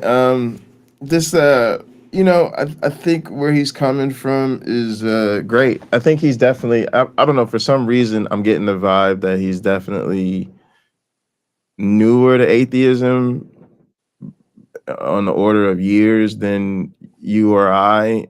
And I hope I'm not misjudging that. And there's no judgment in that. Like, that's actually kind of why I wanted to review the video, was to kind of go back to that space and remind people of what it feels like and looks like for just, a regular person who's just coming at this and is just trying to be okay. The reason I mention it, though, is because I wonder how much the path that we've been on sort of involves the changing of expectations over time.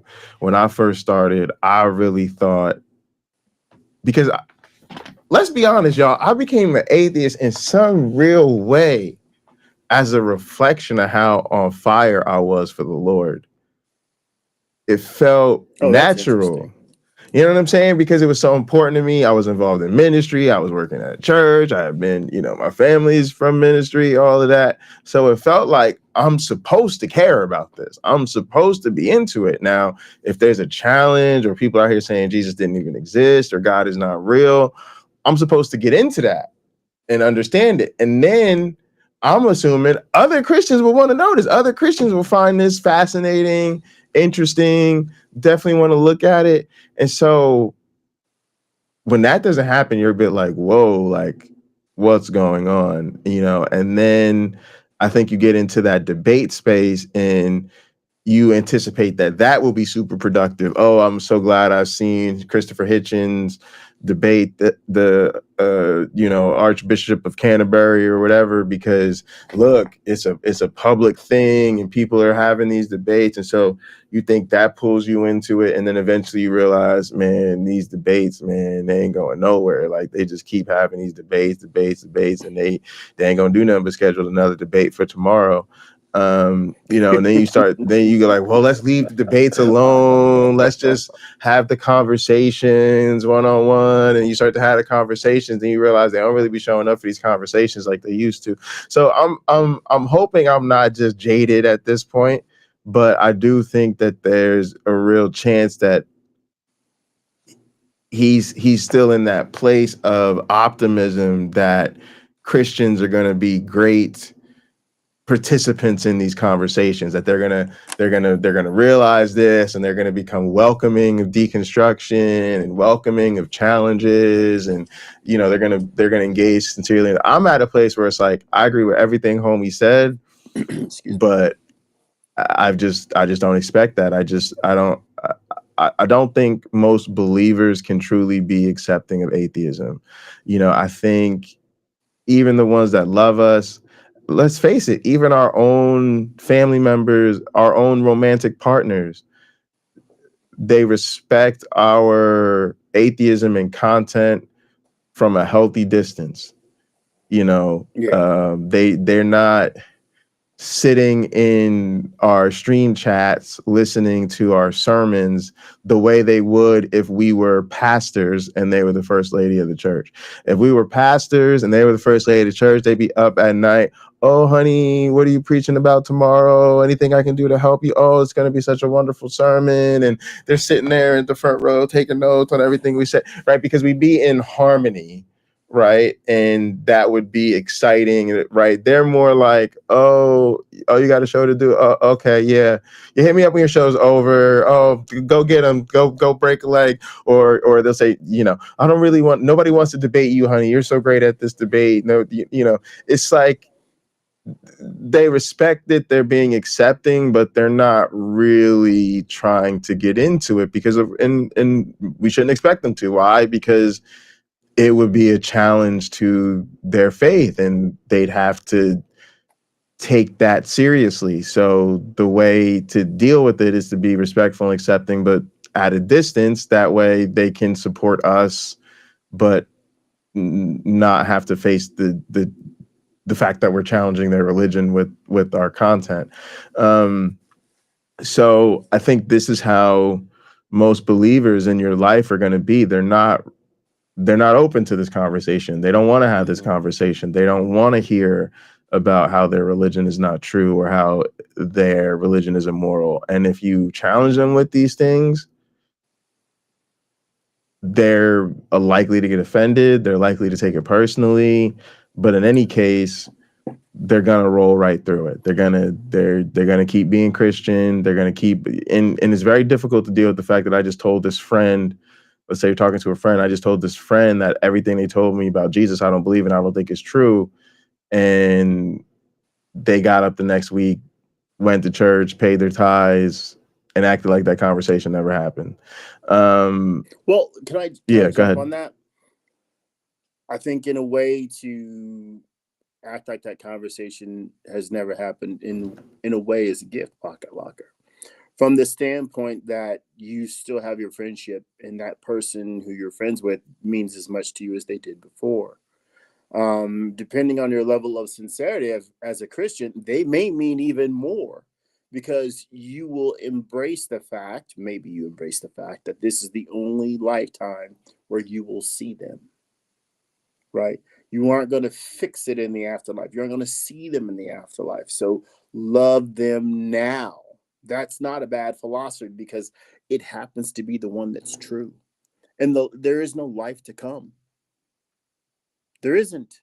This is it. This is it. So if they can say, well, look, Pocket Locker, I honestly, you understand, I disagree with your philosophy on religion, and that's okay, because we have all these other things that we're going to enjoy, and we probably wouldn't have gone together to church more than 5 or 6 times in the next 40 years anyway, Right. when we're being honest. So I think there's something to be said and applauded, even from my perspective, for sort of washing away the fact that there's some disparity there. Religious versus non-religious. Well, screw it. That's not. We came to play volleyball. Let's play volleyball. We came to play pool. Let's play pool. So I think there's a tremendous, potentially, if you love the person or just enjoy their presence, that's a gift. Their ability to separate the two is a gift. I'm with it socially. It's just for them. Like,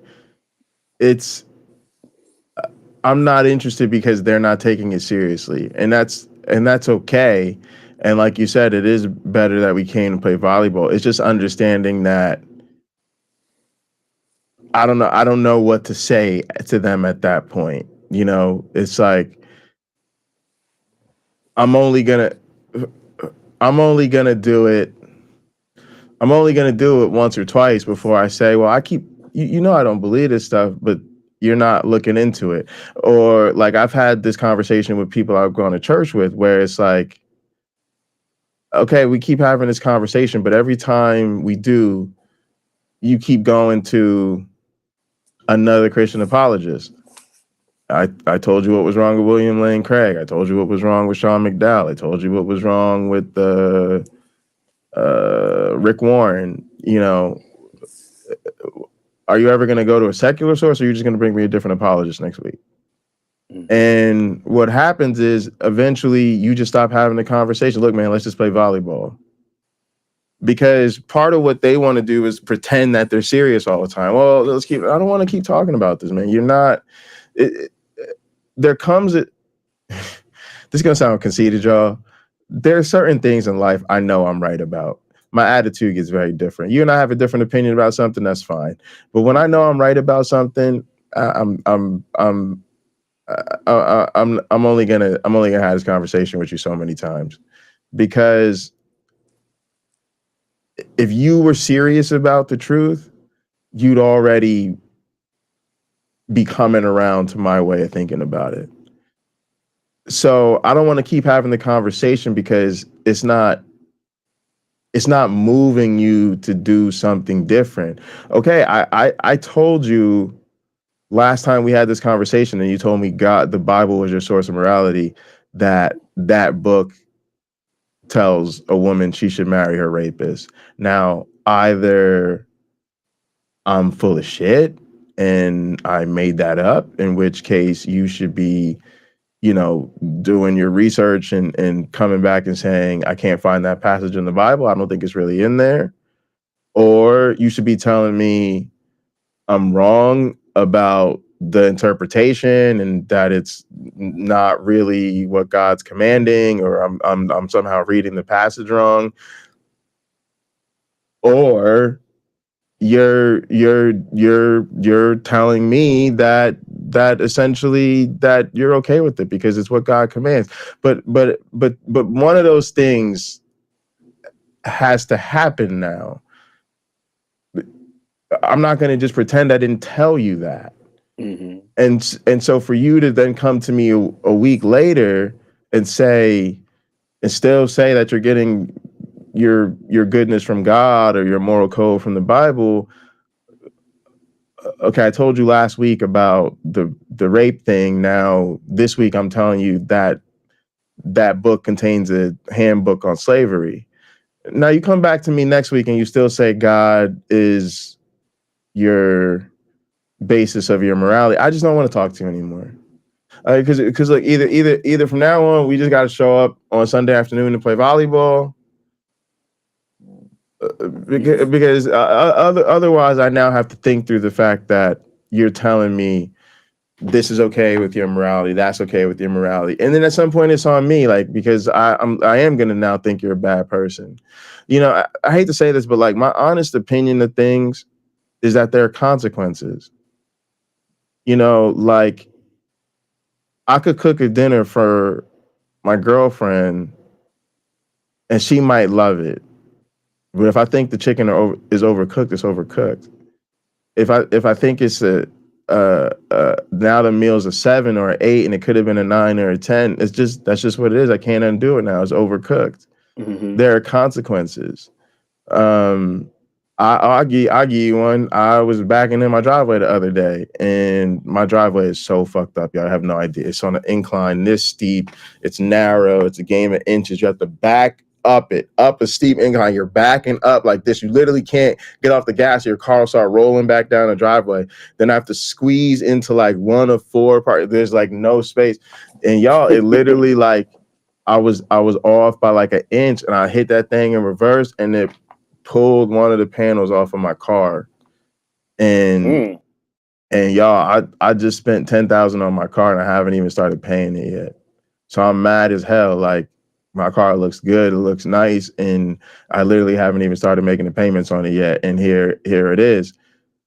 Y'all, I didn't have to teach the next day. I had to take it to an auto body shop.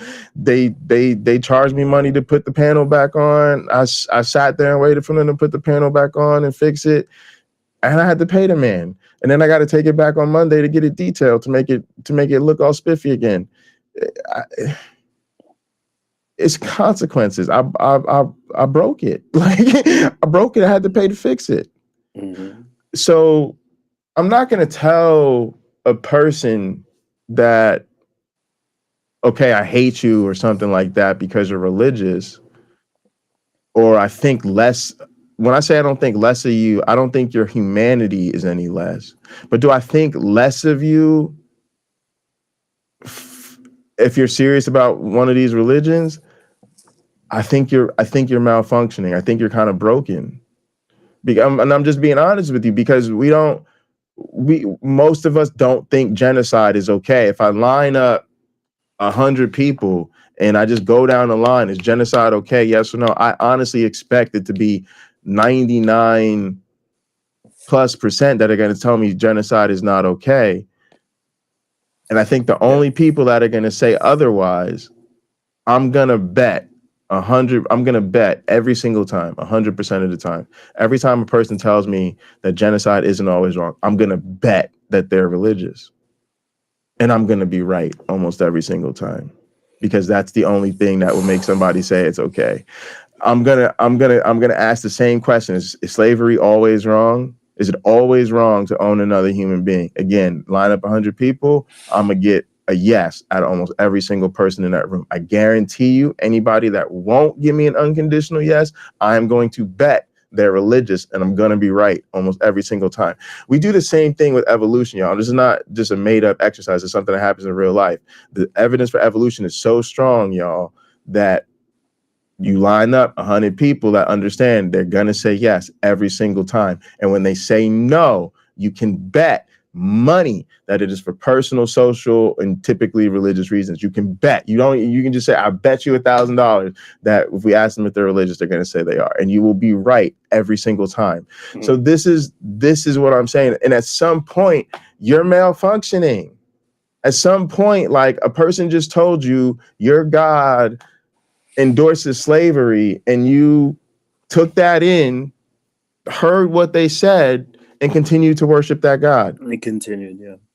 Now, I'm sorry, I'm not trying to be a dick. I'm not trying to be a jerk. I'm just telling you, your panel fell off, and you need to take your shit to the auto body shop because that's broken. There's something wrong with that. So that's where I think we're at. And I think that because of that, they can't be okay with atheism. They can't have an honest conversation with us, because if they start having a honest conversation about, is atheism more supported by the evidence, or is religious faith more supported by the evidence? We already know what the answer to that question is. Is it better to have morality based on secular humanism and just, common sense, empathy, and things like that? Or is it better to just go with what these different gods say, even though they make mutually exclusive claims and these people can't stop killing each other? It's very obvious what the answer to that question is. So I really do think that means those of us that are non-believers, that are secular, all of these things, we have to adjust our expectations and start to realize these people aren't being fully sincere and honest with us because they can't be. Mm-hmm. That may be the case. I would add, some don't know, which may sound strange. They don't know. I think a lot of Christians are unaware, and I think our audience would agree, as you would agree. They're just unaware of what's in the Bible. It's sort of like, I made a mini pizza for breakfast today, right? I got this garlic flatbread. I never read the ingredients. I couldn't tell you what's in it. I use mozzarella cheese. I never read the ingredients. I can't tell you what's in it. Pepperoni, same thing. Didn't read the ingredients, and so on and so on and so on. I know that I enjoyed eating it, but I don't know what's in there. I can tell you the mozzarella cheese had milk in it. The pepperoni had pork in it. The tomato sauce had tomatoes in it. It has picadillo on it, so it has ground beef on it. There's certain things I know. That's what most people's religion is. There's certain things they know, right? It's obvious they're there, but what they don't know, they don't know. They just know that their version of it, what they made, tastes good. If I had put zucchini on this, it would be ruined in my view. I wouldn't eat it. I wouldn't even want to see it, because for me, zucchini doesn't belong on pizza. There are people who love zucchini and broccoli and fish on a pizza. Different strokes for different folks. They can have it. But a person who is unaware of the contents of their religion, we could say they don't really have that religion. They have a faith. They have a Christian faith. They don't have the Christian religion because they're leaving so much of it out. They don't understand it. They don't know that it's there. They haven't checked. And I think the pinnacle of that statement being true is when you have someone who's been a Christian for 40 plus years and they've never read the entire Bible. They don't want it all. They don't want to know. How else could that be stated? They clearly don't want to know. And they may become uncomfortable with that idea that they haven't read the whole book and have professed, this is what I am to the world. Well, how did you enjoy reading about the genocides in this or that book? I don't know what you're talking about. What do you mean you don't know what I'm talking about? It's in Exodus. No. But you know who It's else in is out there too, though? The ones that have memorized it. The no. ones that read, the ones that not only have read the whole thing, but read it yearly. So you know, That's true. it's That's the because other no, end of the I spectrum. totally agree with you. Absolutely. I think your pizza analogy is a really good one, and I actually think that it's really that's really accurate. Like a lot of them don't really understand what's in there, and they've put together a pizza that's a personal pizza. They walk up to the bar, they decide what toppings they want on it, and if it's good to them, yeah, if it's good to them, they love that pizza. But there are other ones out there, you know, like my grandparents, like some of the pastor I work for. That's why I said the plan of reading it yearly, because I know about that from pastors who like they really do it and they encourage other people to do it. So that's crazy to me that they're the ones, because it's sort of easy for the ones who don't know it's there. Okay, you don't know it's there, like it's, but man, the ones who know it's there and still stay wrapped up in it, they're a trip too, right? Like, man. Thank And you, I'm baller. and I mention it because I actually think that's the transition for a lot of people like us. It was probably you would transition from I didn't know that was in there to leaving the faith because I can't stomach that. That was me. Yeah. That was me. That was me. Even at the Tower of Babel itself, when God didn't like the fact that these people were working together, he wanted to confuse their language. They are no threat to you. I'm going to mess stuff up. Yeah. So I seemed fine with Noah's flood, right? I breezed right through it. It's a short story. I get to the Tower of Babel. This is effed up. that's What what kind of person does this? yeah, that's what I'm teaching about this semester. Actually, the book I'm teaching is called Tower of Babel. Is it? Yeah, and it's because it's trying to parallel how really the evolution of languages is the same as the origin of species, but people have a easier time seeing it in the Tower of Babel than they do in the origin story. Like it's like the evolution of languages is a less emotionally charged issue for believers than the origin of species. So Well, the book is paralleling how they're actually the same. I'd like to comment on that if I may. People don't pay attention to the fact that they know more than they think they do. For instance, I don't think my daughter looks like me because I look at me now. I'll hold her in my arms and she likes to look in the mirror. Vanity. She likes to look in the mirror and my face is next to hers. I don't see the similarities at all. But when I show a baby picture of me next to her face, it's this from the nose down. That's 100% how I was. Like it's not even up for debate. The color of her eyes, not the shape, but the color of her eyes. Her ears are practically just so similar to mine. The way her hair, even though it's a different texture, the way it grows on her head, and I'm like, man, it's amazing. And yet here she is. She's a blend of two people. She's not reproduced from one person. We haven't had her DNA ran to see what the mutations are and stuff like that, because everybody's got some. But it's harder to note those changes because we see what we are today. And yet we can see words in maybe the Turkish language or Bulgarski or Kartulad, and I can go on, or in Russian or in Polish. I don't know what the Polish people call their language, if it's something else. In English, to me, my neighbor, he speaks Swahili and he's from Nigeria. He speaks Nigerian and English. I think he speaks 4 languages total. He's a great person. You could ask about this, of how they're so different. I dated a woman from Kenya. She would speak in Kiswahili, and I would swear to you it was Japanese. Mm. And so I got some Japanese out. She goes, none of those are words in my language. Mm.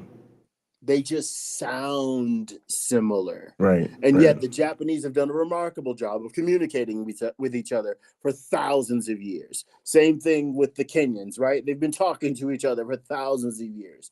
Well, there had to be an initial language somewhere. We can reason that easily in our minds, regardless of the mythologies we are presented with that might say otherwise, or might call this the first language or that the first language. There's is it in Herodotus, I think, where the Egyptians and the Phoenicians were trying to figure out whose language was older. And so an experiment was done where 2 babies were placed in a cabin, and there was a caretaker who would come and take care of those babies and wasn't allowed to speak to them. So he would tend to their needs, and they would determine which language was the oldest based on what the first word from one of the babies would be. Well, the caretaker comes in and here's the word Bikos. That's a Phoenician word, so it was decided that the Phoenicians had the oldest language. That's not how that works. Science is brilliant. Well, my daughter's first word was poop. I can't tell you. She said it about a month ago. It definitely doesn't mean English was the earlier language. It definitely doesn't mean it.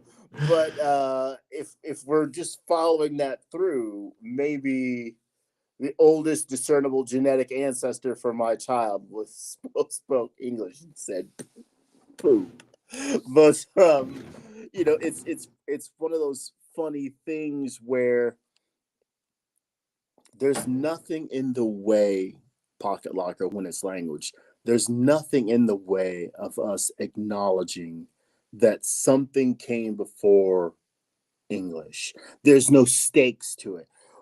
When it's down to religion, the stakes are you saying my ancestors were apes? And you, Pocket Locker, the professor, stands in front of, with your doctoral degree, right?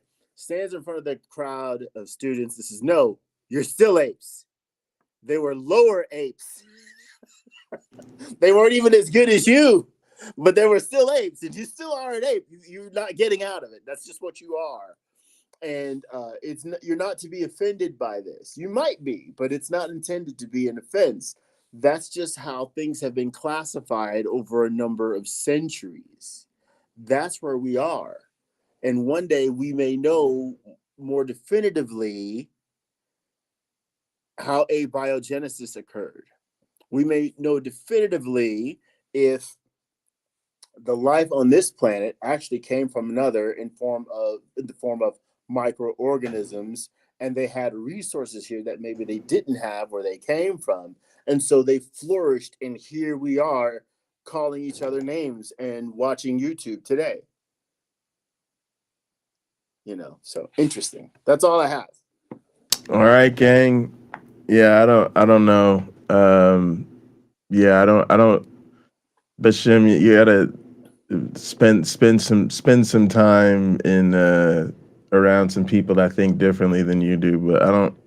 You're gonna have a hard time convincing non-believers that Jesus was special because of the religious text about Jesus when you're talking to non-religious people who don't believe in religious text about Jesus.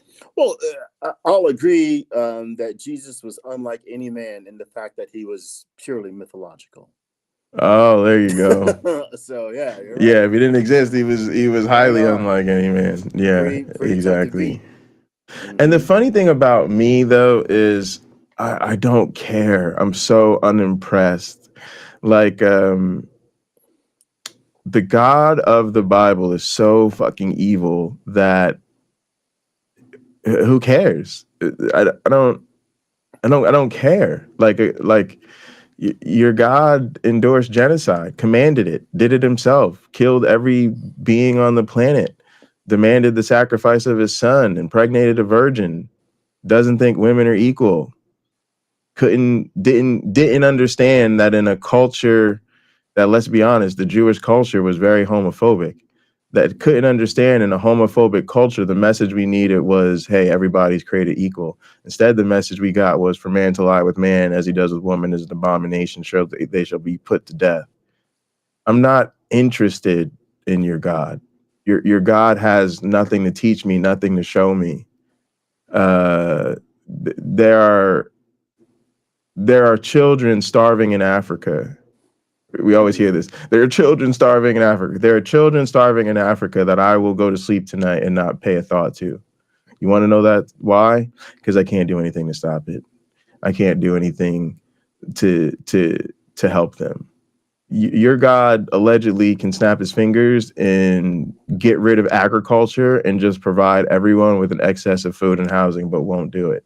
I am so not impressed. I'm so not interested that I don't care what magic tricks Jesus could perform. I don't care if he died and rose 5 days later. I don't care if he walked on water. I don't care if he fed 18,000 people from, half a loaf of bread and a pickle.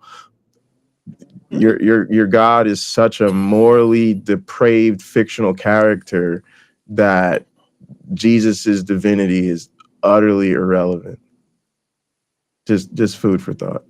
Maybe nobody gives a shit. What would be lovely, and we don't have access to this, right? The absolute truth. It would be lovely to know, and the Bible can't give this to us in its current form. It would be wonderful to know precisely how things occurred. In our science courses, we can talk about meiosis, mitosis, and things like that. Like, they're things we absolutely understand. And our understanding grows, and the explanations just get better. They don't change. Then there are those times where we learn, we weren't looking at this properly. We learned something new about what we've been studying for decades. Right. And it changes the paradigm. But scientists have the integrity to admit that. Right. With religion, that component is missing, right? Exactly. There are people who are dogmatic and won't say we know different now. There is no metal sky dome. Men have been to the moon. We can look with telescopes and satellites and see the crap they left up there. We know this. There was no metal sky dome to fly through. And yet, in the early pages of the Bible, before you even get bored reading it, it tells you that dome is there. It isn't so, though. Before you even get bored reading it. That's the biggest problem. Before you even get bored reading it. Before you realize God's not a very compelling writer through quite a bit of this. Should have inspired mankind a little more. They needed, seriously. They needed Lord Alfred Tennyson to write a little bit more of this. It's not, doesn't stir the soul in places. They like the Book of Numbers. They'd apparently rather be reading Harry Potter. All right, get us some closing thoughts. Let's get out of here. I think that's it. They'd rather be reading Harry Potter. They'd rather be reading Harry Potter. I think as non-believers, and we clearly have one person who is a believer. We always hope they're watching. Be careful what you wish for. Exactly. Exactly. I think it's something important to understand that we are on this planet together, and we can enjoy each other or we can hate each other. I think clearly the greater thing to do is to enjoy each other and understand that we will have differences, and almost none of the time will those differences be important to what we are doing in the present moment, right? If we are playing volleyball or, in a book club together, if we are thrift shopping, that sort of thing, these differences don't matter through most of our days, of most of our lives. They just don't matter. And I think the loveliest thing you can do is be lovely. Regardless, if I have offended any believer in what I've said, you are way too sensitive because I'm so nice. I'm so nice about this. And if you disbelieve what I've said, look it up. Yeah, well, Go back and read it, baby. it's the content. It's the content. You know, it's the way they feel about what you said, but they'll make it about how you said it. Hey, and look, we have episodes of Hot Program where I'm not so joyful and peaceful and lighthearted about what I have to say. I can be so direct, it may indeed hurt others. It's rarely my intent. But look, I'm a diabetic. I suppose I naturally sugarcoat many things. But it's something we all have to learn to deal with. My philosophy is very clear. I think we can do a better job of getting along on this planet, despite our differences. Yeah, me too. And sometimes I'll say this, and sometimes because of them, Pocket Locker, because maybe my difference is that I have the perspective of knowing what it was like to have sincerely believed, and now sincerely don't. Where if the person's on one side or the other, where they've never believed, or they've only ever believed, they don't understand how somebody could have the alternative point of view. I do. And with that, I'll say, dear audience, please hit the notification bell so you can be made aware when there are new things coming up. I got my editing suite assembled. I don't know how to use the software yet, but I'm going to learn it. I'm going to start putting out hot program shorts that are a combination of clips from the show and maybe clips from other people's shows that I comment on, and it'll be on Hot Program channel, not my MyOneBlack Friend channel. And also I want to take stuff I see on social media and start commenting. Those will be shorts that are less than 1 minute, unless something really, bakes my noodle, then they'll be longer form. But I just don't have a lot of time to do that right now. So expect most things, if not everything, to be under a minute or at a minute for quite some time. But it's been on my mind to do that for a long time, and I'm finally getting around to it. And thank you, as always. Thank you for watching. Yeah, all right. The baby says hello. But all right, gang. Question of the day. I don't know any black atheists. And do you have any black atheist friends offline? I don't have any. No. I've met some people because I would go to, before we started our program, I would go to our local atheist meetup. So I would say no, essentially no. Wow. Yeah. All right. Well, that's a great thing to end on, gang. Is most of us literally do not know any black atheists outside of our internet community. Thank y'all so much for tuning in. Really appreciate it. Special shout out to everybody in the chat. Chat's been going hard. Really appreciate all you guys. Special shout out to the mods. Thanks for being active and keeping things in check. Really appreciate all y'all. Definitely. Please like the video, subscribe to the channels, leave us a comment if you're watching later. Definitely join the Discord to stay in touch offline, and definitely hit up our gather space if you want to join our virtual headquarters. And otherwise, be good to yourselves and each other. All right, we'll see you next